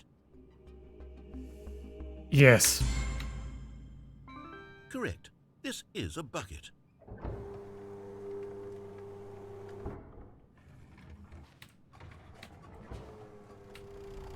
Item 4. Is this a bucket?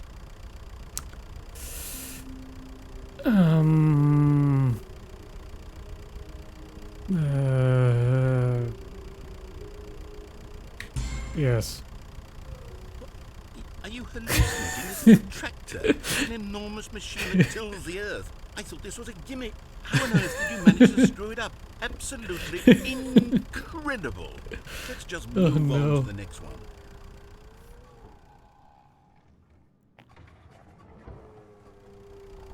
Is this a bucket? It's a tractor. Incorrect. This is a bucket.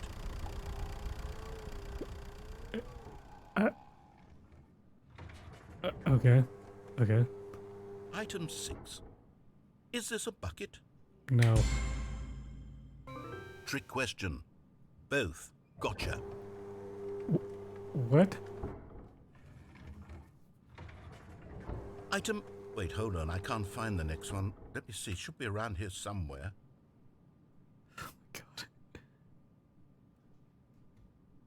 No. Yes. Thank you. There's nothing here. Of course it isn't a bucket. We both know full well that nothing isn't a bucket. Wait, when I say nothing isn't a bucket, that makes it sound like I'm saying everything is a bucket, which of course is not true. Unless... Is that what you think? Answer me straight, Stanley. Are you trying to tell me that you believe everything is a bucket? I mean, in a sense, yes. You know what? I'm too confused to even sort it out. I've lost all sense of perspective. What is a bucket? What isn't a bucket? Mere moments ago I could answer these questions with confidence. And yet now I'm somewhat adrift. Do any of us know what a bucket is? Am I a bucket? Stanley, I can't keep doing this. I'm losing myself, and myself was all I ever had to begin with. I'm afraid the bucket is threatening to tear our relationship apart. I can't have that. I'm sorry. But I'm going to erase all buckets from the game entirely. What? Okay, here we go. Don't.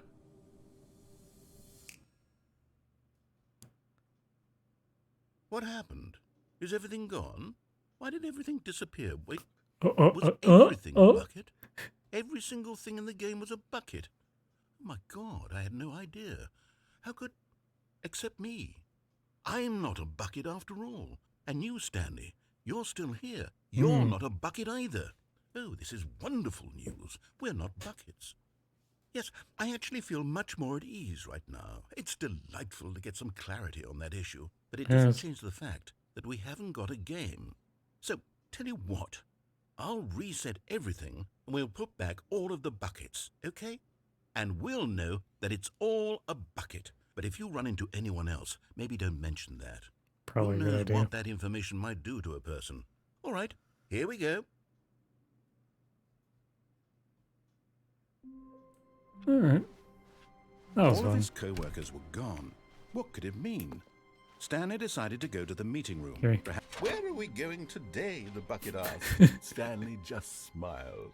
Anywhere they went together would be... Stanley clutched the bucket tightly to his chest. This was not the correct way to the meeting room, but Stanley had felt the bucket calling to him, telling him that the employee lounge was Sure. simply the place to be. And here it was. Had the bucket turned out to be correct? Was Yes. this no? Never mind. Right. The bucket was wrong. Stanley took the door on his left to go back to the meeting room. No, Said the bucket. Now. don't go to the meeting room. Go somewhere else. The cargo lift, yes. Go there. Go to the cargo lift. Good. Said the But Stanley feared that any path he walked might lead to the separation of himself and the bucket, That his was not- dearest friend. So he threw himself to his death, that they might die in one another's arms. How deeply touching. Okay, let's ride the cargo lift this time. Already this was uncomfortable, and Stanley decided that as soon as he found a new space he felt safe in, that he would never leave it again in his life. A good bucket, a strong bucket, a humble bucket, a committed bucket, a bucket of culture and distinction. Cultured bucket. Stanley clutched the bucket tightly to his chest and entered the door on his left. This was not the correct way to the meeting room, but Stanley had felt the bucket calling to him, telling him that the employee lounge was simply the place to be. And here it was. Had the bucket turned out to be correct? Nope. No, never mind. The bucket was wrong. Very wrong. Stanley took the door on his left to go back to the meeting room. No, Said the bucket. don't go to the meeting room. Go somewhere else. The cargo lift, yes. Good. Said the bucket. Now ride the lift all the way to the top. There's something up there I need you to do. Stanley did not question why or how this bucket Wait. was speaking to him. Wait, that's new. It should have alarmed him, of course, because buckets can't talk. But Stanley chose not How do to we get think over about there? this obvious fact. What? He was firmly convinced that the bucket had spoken to him, and he unthinkingly did whatever the bucket asked. Huh. Don't think I can just walk off. There's fencing there. Interesting, though.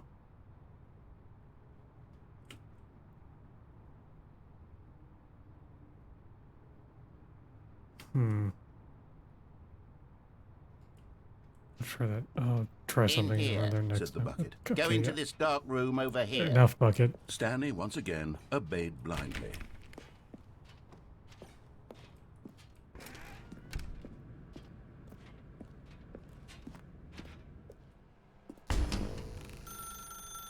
Now pick up the phone. Said the bucket. Whoa, hold on. Why did you unplug the phone? Were you trying to resist the bucket's orders? Stanley, I was joking. Obviously, the bucket isn't talking to you and telling you to do things. Of course. Buckets can't talk. It was a joke. Don't you get the joke? It's funny, Stanley. A talking bucket. Okay. Can't Okay. you see? Oh, goodness. I must have really bungled up the delivery if you actually took me seriously. Where did I mess up the joke? Should I have paused for longer or spoken quicker? Comedic timing is so difficult. I wish I were better at it. But there isn't exactly an instructional video on comedy that one can watch to fully... Oh, wait, yes, there is. It's sitting right here. Let's take a look. What is comedic timing? What is comedic timing? How does it work? How long should it last? How can it be used to effectively silence your political enemies? And more importantly, can it be taught in its entirety within 90 seconds? Thankfully, the answer to all of these questions is yes. Let's dive deeper. If you've ever told a joke or made someone laugh, in all likelihood, you did it while standing 50 to 80 centimeters from them in a room of no more than 76 degrees Fahrenheit, with one of your arms raised straight upward at a 15-degree angle from your body. Yeah, that sounds about These right. are the optimal conditions for good comedic timing. To begin the joke, start by stating and spelling your name. Next, provide a brief synopsis of the joke, including the specific times at which the recipient of the joke will laugh, and then spell out your name a second time. With these steps complete, it's time to begin the humor.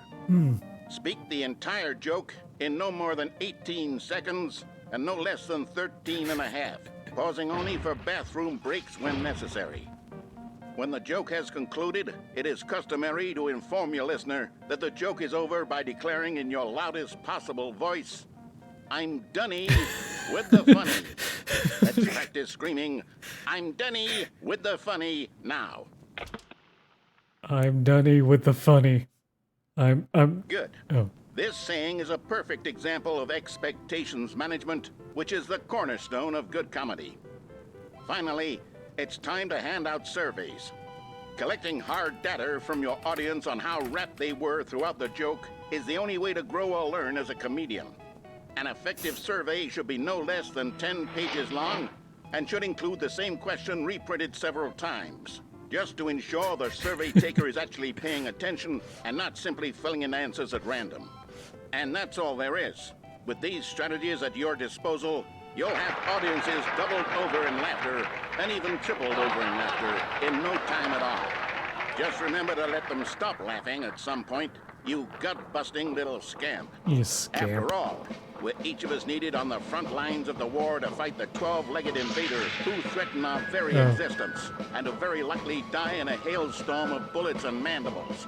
All of us must be prepared to give our lives to this noble cause, just as our children must do after us, and their children after them. Godspeed, and may Earth reign supreme. Huh.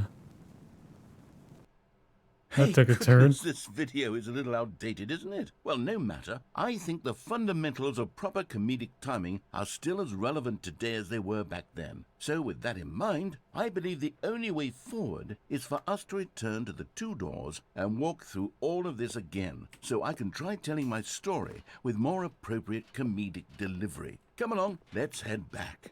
Sure. Oh, okay. We're just walking back. Alright. Thought you would teleport, but alright. This works too.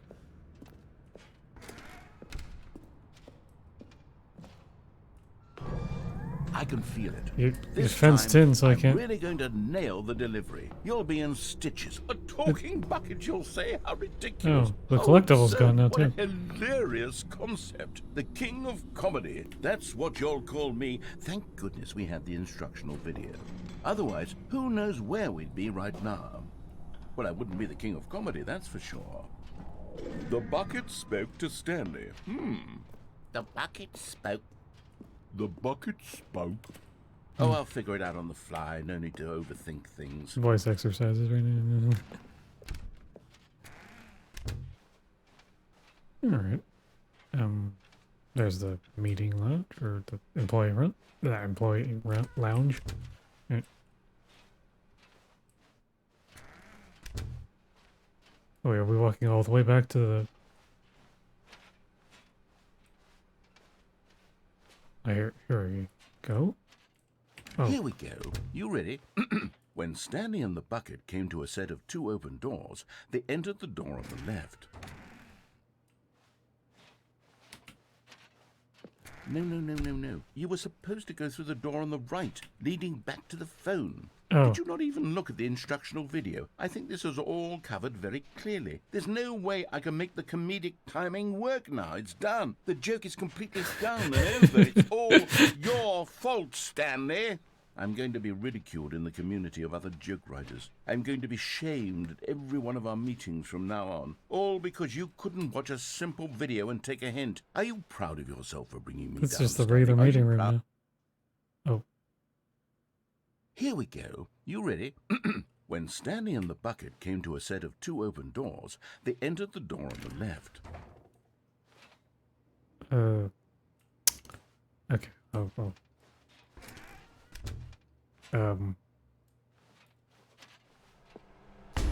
What? We're back at the phone already? No. What's going on? There were supposed to be several rooms leading up to this. Oh. There was supposed to be a build-up to this point. A dramatic display of remarkable comedic wit, which Well, culminates unsettling. in this scene with the phone. But now the timing's completely off. The joke will never land. Well, not the way it was meant to.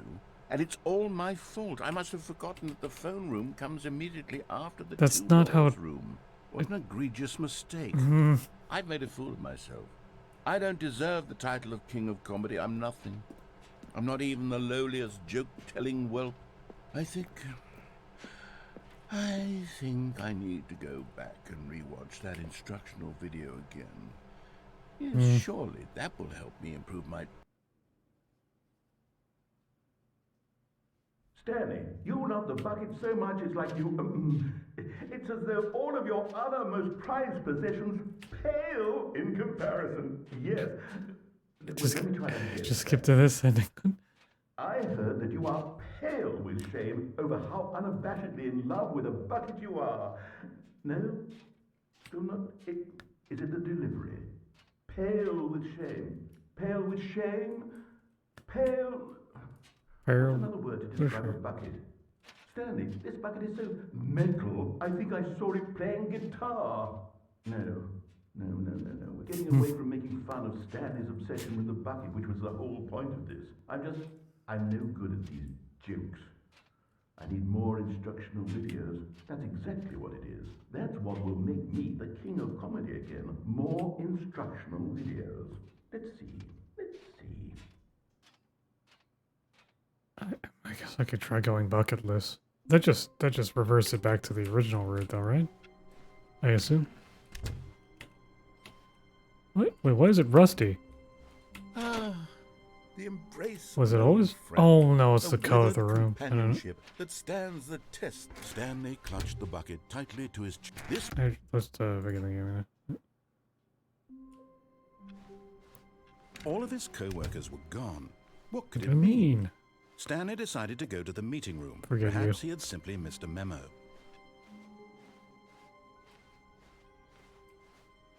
So much When bucket Stanley content. came to a set of 2 open doors, this was not the correct way to the meeting room, and Stanley knew it perfectly well. Where's the? Where Perhaps are the he other wanted to things? stop by the employee lounge first, just to admire it. And here it was, the lounge. But eager to get back to business, Stanley took the first open door on his left. Stanley was so bad at following directions, it's Here we incredible go. he wasn't 5 years ago. Oh wait, I could just. Oops, didn't realize I could just. Okay. I guess it didn't matter if I took the bucket or not. Okay, I'm going back to the name of these little Stanley figurines, and now I'm torn between Stanlerines and Figlies. What do you think, Stanley?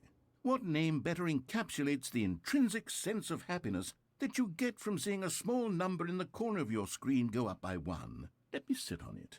I'm sure it will come to me. Is there no choice but to die? Or does it? I say just. What? Stanley had now gotten himself so far off the beaten path that it seemed the office had begun. So far off the beaten path that it seemed the office had begun. So far off the beaten path that it seemed the office had begun. So far off the beaten path that it seemed the office had begun. So far off the beaten path that it seemed the office had begun. So far off the beaten path that it seemed the office had begun. So far off the beaten path that it seemed the office had begun. So far off the beaten path that it seemed the. You didn't think I was actually just a recording, did you? What a silly and trite explanation that would be. All the back and forth between you and me, all the absurd adventures we've been through, and it all turns out I'm just a tape recording? It was all just in Stanley's head. I bet that's the kind of twist you think is revelatory. I bet each and every time you watch a movie where it turns out all to be in the main character's imagination, you must absolutely bolt off the couch in pure shock at the phenomenal. I mean, it honestly intricate depends on how they built it storytelling. up. It must be so simple to be you. Life being an unending waterfall of surprises Okay, I get and it. delights. I get your point. Okay. How much more exciting you must find the world than the rest of us do. now I've become sad. Look what you've done to me. This is all your fault.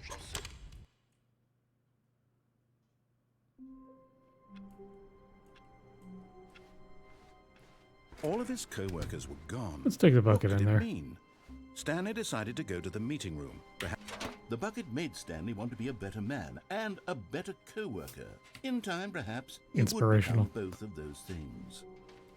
Okay. Here we go. Stanley clutched the bucket tightly Yes, to yes, his... bucket. This was Yep. not the correct way to the I meeting know. room. Yes. But Stanley had felt the bucket calling to him, telling him that the employee lounge was simply the place to be. And here Here it it was. was. Had the bucket turned out to be correct? No, never mind. The bucket was wrong. Stanley took the door on his left to go back to the meeting room. No, Said said the bucket. Don't go to the meeting room. Go somewhere else. The cargo lift, yes. Go there. Go to the cargo.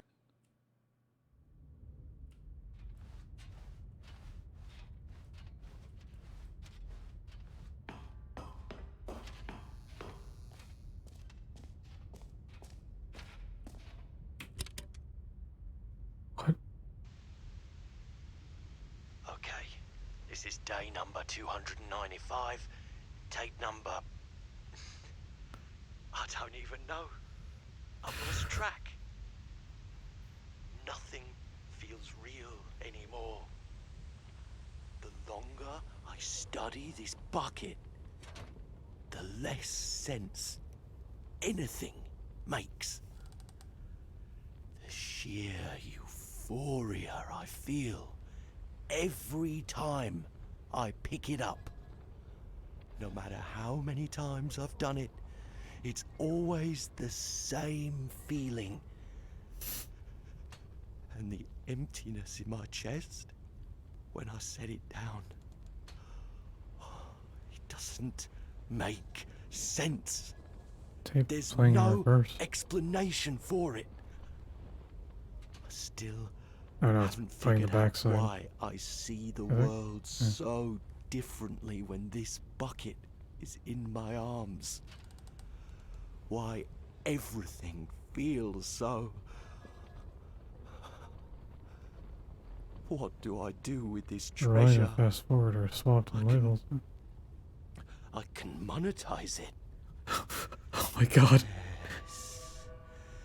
It's unthinkable the amounts of money people will pay for even just an hour with the bucket. Oh my god. This is my golden ticket. But I have to be careful, because as soon as this gets out, there's going to be a target on my back. Even now, I don't know who might be trying to get... What's that? Who's there?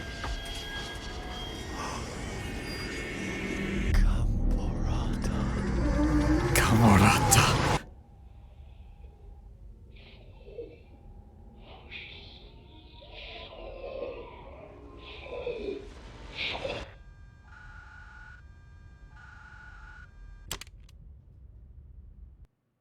What the fuck?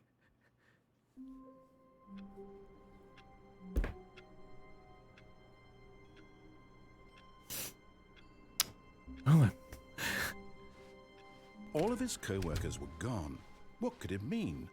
Stanley decided to go to the meeting room. Perhaps he had simply missed a memo.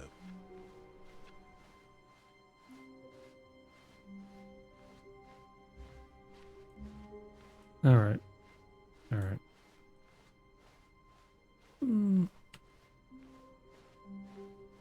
When Stanley came to a set of 2 open doors, this was not the correct way to the meeting room, and Stanley knew it perfectly well. Perhaps he wanted to stop by the employee lounge first, just to admire it. It was okay. It was okay. But eager to get back to business, Stanley took the first open door on his left. Let's unplug the phone without the bucket. Stanley was so bad at following directions, it's incredible he wasn't fired years ago. Look, Stanley, I think perhaps we've gotten off on the wrong foot here. I'm not your enemy, really, I'm not. I realize that investing your trust in someone else can be difficult, but the fact is that the story has been about nothing but you all this time. There's someone you've been neglecting, Stanley. Someone you've forgotten about. Please, stop trying to make every decision by yourself. Now, I'm not asking for me. I'm asking, this is it, Stanley. Your chance to redeem yourself. To put your work aside. To let her back into your life. She's been waiting.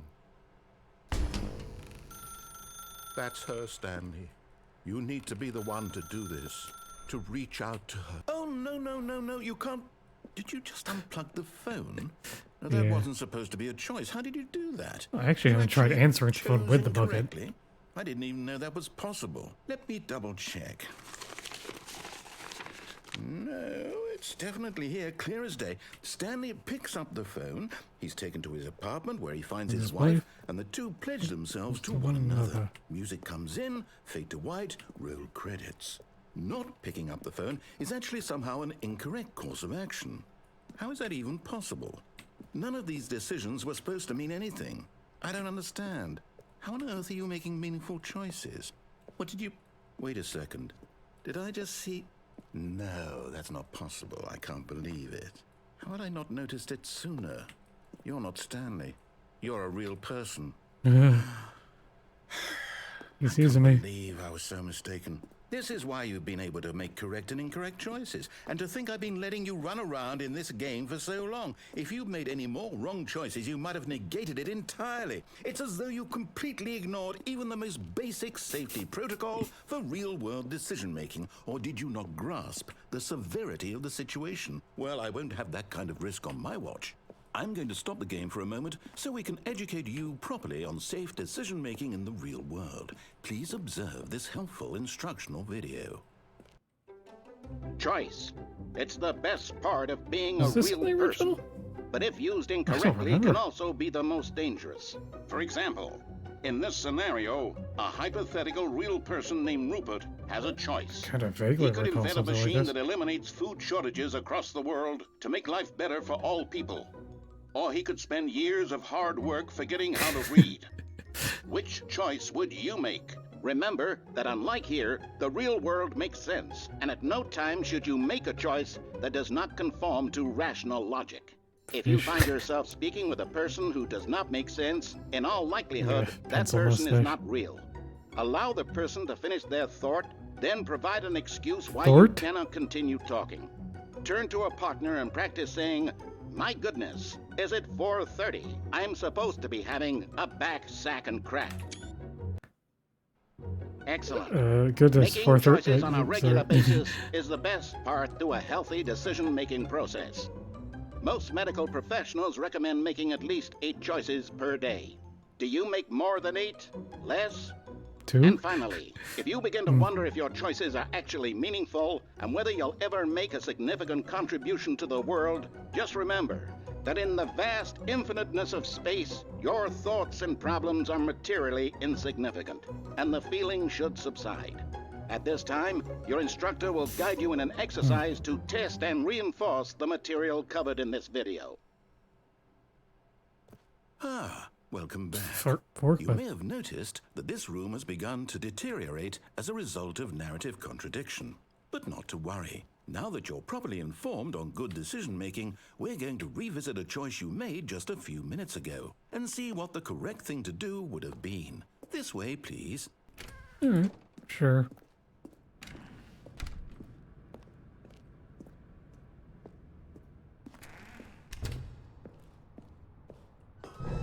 Now that we know your choices are meaningful, we can't have you jumping off the platform and dying. Imagine the main character dying senselessly halfway through the story. That story would make no sense at all. We just need to get you home as soon as possible before the narrative contradiction gets any worse. Unfortunately, it seems this place is not well equipped to deal with reality. Figures. Oh, the ramp is gone now too.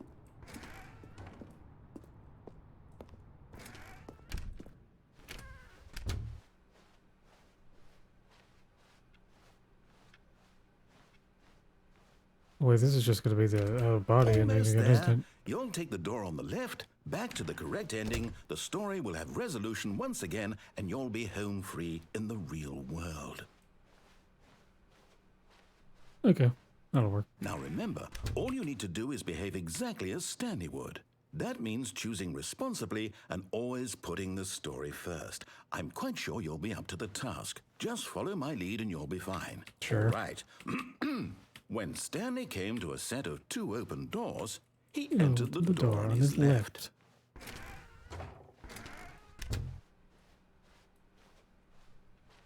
Okay. Meeting room. Perfect. Yet there was not a single person here either. Feeling a wave of disbelief, Stanley decided to go up to his boss's office, hoping he might find an answer there.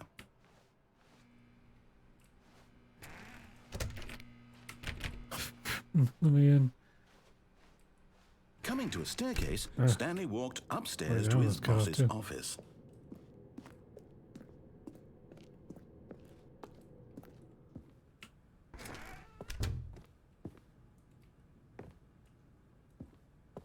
Stepping inside his manager's office, Stanley was once again stunned to discover not an indication of any human life. Shocked, unraveled, Stanley wondered in disbelief who orchestrated this, until he saw the door with a voice receiver next to it. Surely behind this door lay all the answers to his questions. And beyond all probability, he knew the passcode. He had seen it on I his am the boss's most computer expensive just boss. last week. Night Shark 115. Night Was Shark. this the code to open the door? Would it still work? There was only one way to find out. Stanley had been trained never to speak up, but now he would draw from within himself the courage to face the unknown. He drew a sharp breath and then spoke the code. Night Shark 115. Wait, does this game even have microphone input? Stanley spoke the code. Night Shark No, 115. doesn't. He spoke it into the receiver, right there on the wall.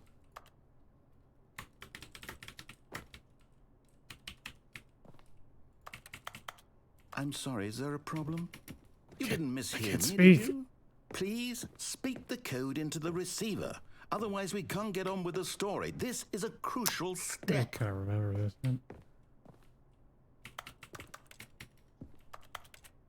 Okay, fine, you're not going to do it, but you know what? It's pretty humiliating to bring you this far, only for you to suddenly decide you have better things to do. I asked you for this one single thing, for your respect. The kind of respect Stanley shows for his choices. He knows what it means to take a story seriously. If you didn't want to see what I had to show you, then why did you come here? You had a choice, you know. You could have gone through the door on the right. You could have done whatever the hell you wanted over there. Why did you come this way? Speak. Say something to me. Explain yourself, you coward. You behave exactly as Stanley would. That means choosing responsibly and always putting the story first. I'm quite sure you'll be up to the task. Just follow my lead and you'll be fine. All right. When Stanley came to a set of 2 open doors, he entered the door on his left.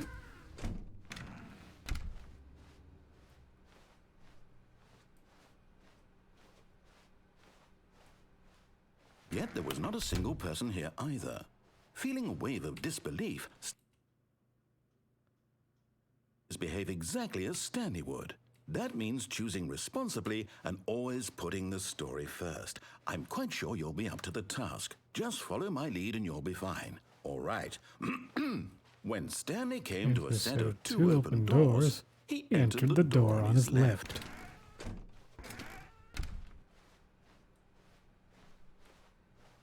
I don't think it really matters what I do at this point. Yet there was not a single person here either. Feeling a wave of disbelief,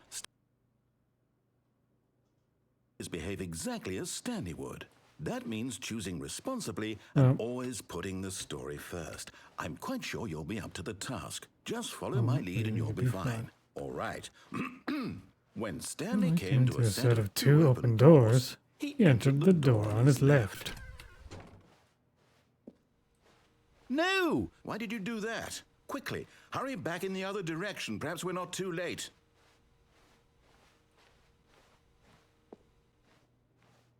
Yeah.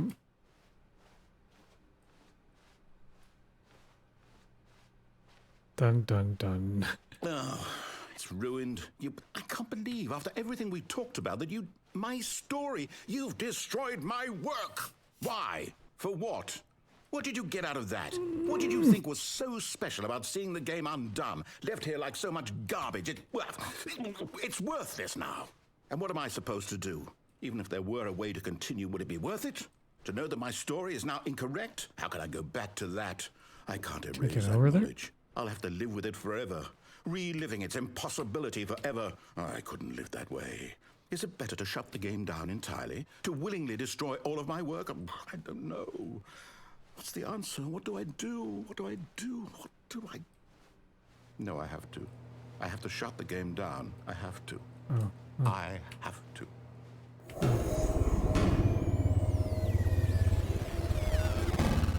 Oh. That effect is new.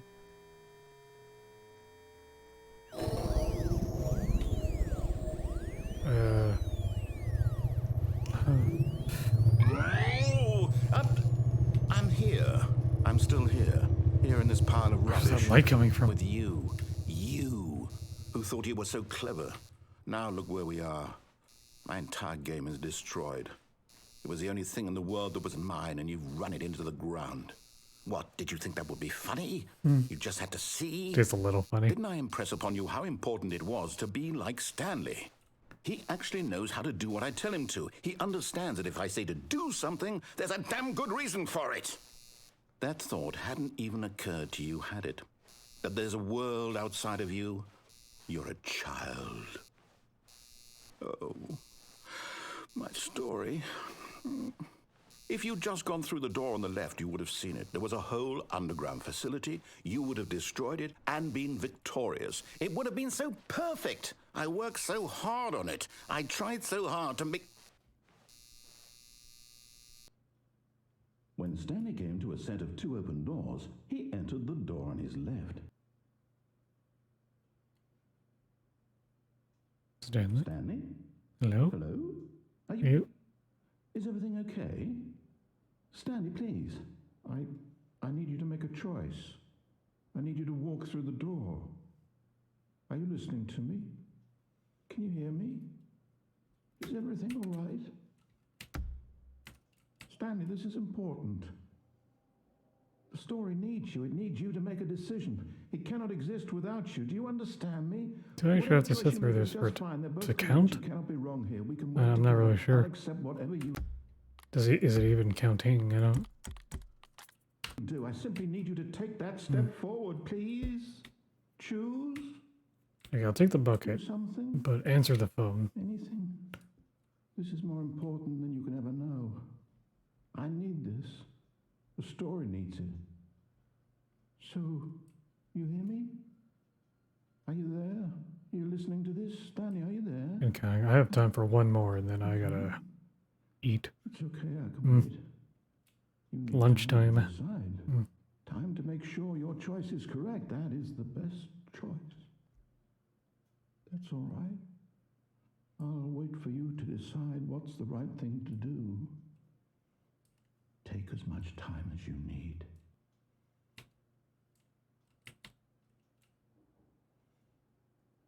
There we go. Blue All of office. his co-workers were gone. What could it mean? Stanley decided to go to the meeting room. Perhaps he had simply missed a memo. Not everyone is so lucky to have a bucket, but Stanley is a very... Stanley pressed the bucket upon every little thing in the office. Nothing responded to the bucket's touch, but it did little to discourage Stanley's belief in the magic of the bucket. Stanley clutched the bucket tightly to his chest and entered the door on his left. This was not the correct way to the meeting room, but Stanley had felt the bucket calling to him, telling him that the employee lounge was simply the place to be.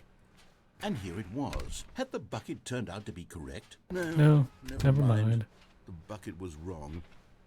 Stanley took the door on his left to go back to the meeting room. No, said the bucket.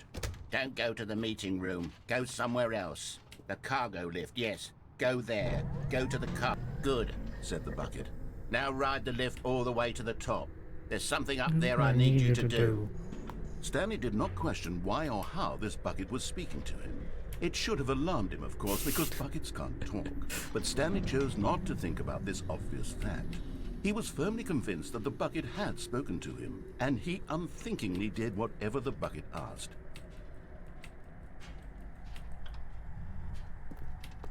In here, said the bucket. Go into this dark room over here. Stanley once again obeyed blindly.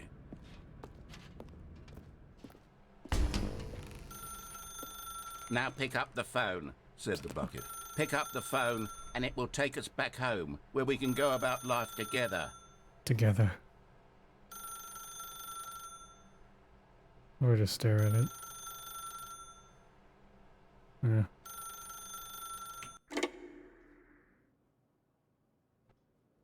This is the sad story of a man named Stanley and his bucket. Once upon a time, I gave Stanley a bucket because I thought he was lonely and could use a friend. And then, very distressingly, he began to believe the bucket could speak to him. The beige pages.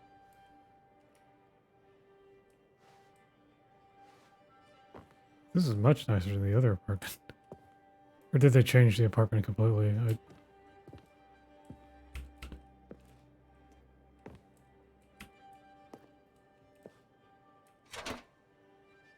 Hello, Stanley. It's me, your bucket. Press Z to take me to work with you. The Stanley Parable Reassurance Bucket was merely meant to provide the comforting glow of companionship. It doesn't literally talk and give you orders. Whatever Stanley is hearing the bucket say to him is just in his head. Press U to take me back home with you. Lately, I've been concerned about him. Wouldn't you be concerned as well? To see him delusional like this, obsessing over an inanimate metal object? I want to say something to him, but I don't know how I can convince him. I don't know if he'll listen to me. Press Y to go back to work. Well, I'll try anyway. Stanley, can you hear me? Listen to me. It's just a bucket. It can't think, it can't talk. All it will ever truly do for you is effectively transfer a liquid from one location to a different location. That's it. It doesn't do anything else. Don't listen to the loud man. Press Y for us to go back home. You see, he's not listening. He's still taking orders from the bucket. You know, once upon a time it was me he took orders from. Me he trusted and listened to. Now all he cares about is this awful bucket. This stupid hunk of metal. Press X to ignore anyone in your life except for me. It's sad. I suppose he doesn't need me anymore. From now on, he's just going to cling to this bucket, this cold, empty bucket, this sort of shiny bucket. Well, I'll give it this. The bucket does have a nice shine. Very shiny, yes. You believe I'm real, don't you, Stanley? Press M to go back home. Yes, I suppose on closer inspection that it doesn't quite look like your average hardware store bucket. It's just a little more, what am I trying to say? Sturdier, more capable of transporting liquid. Like it would be better at moving an amount of water from one room to another. Press V to relive this same day with me over and over. Oh my God, what am I saying? Better at carrying water from room to room. It's a bucket. It's literally just a bucket. Why do I feel some need to point out the ways in which it's so much more than just a regular bucket? Why indeed. Oh no. I'm having feelings for the bucket. No. What's going on? Why do I want to be with the bucket? Hear what the bucket has to say. Do anything it asks. What's wrong with me? I don't understand. Perhaps if I were the bucket, this would be less confusing. Yes. The bucket could tell me what to do in this troublesome situation.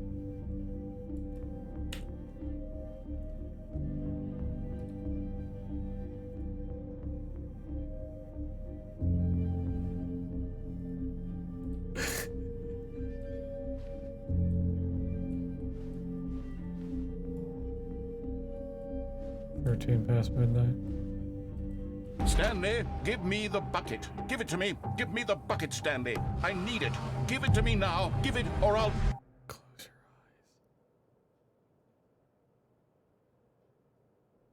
Go back to work, Stanley.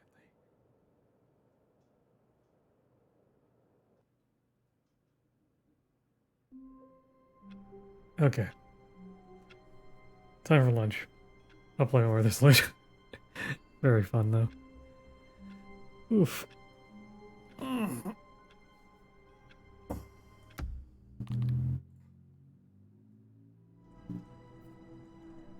Alright. Catch y'all later.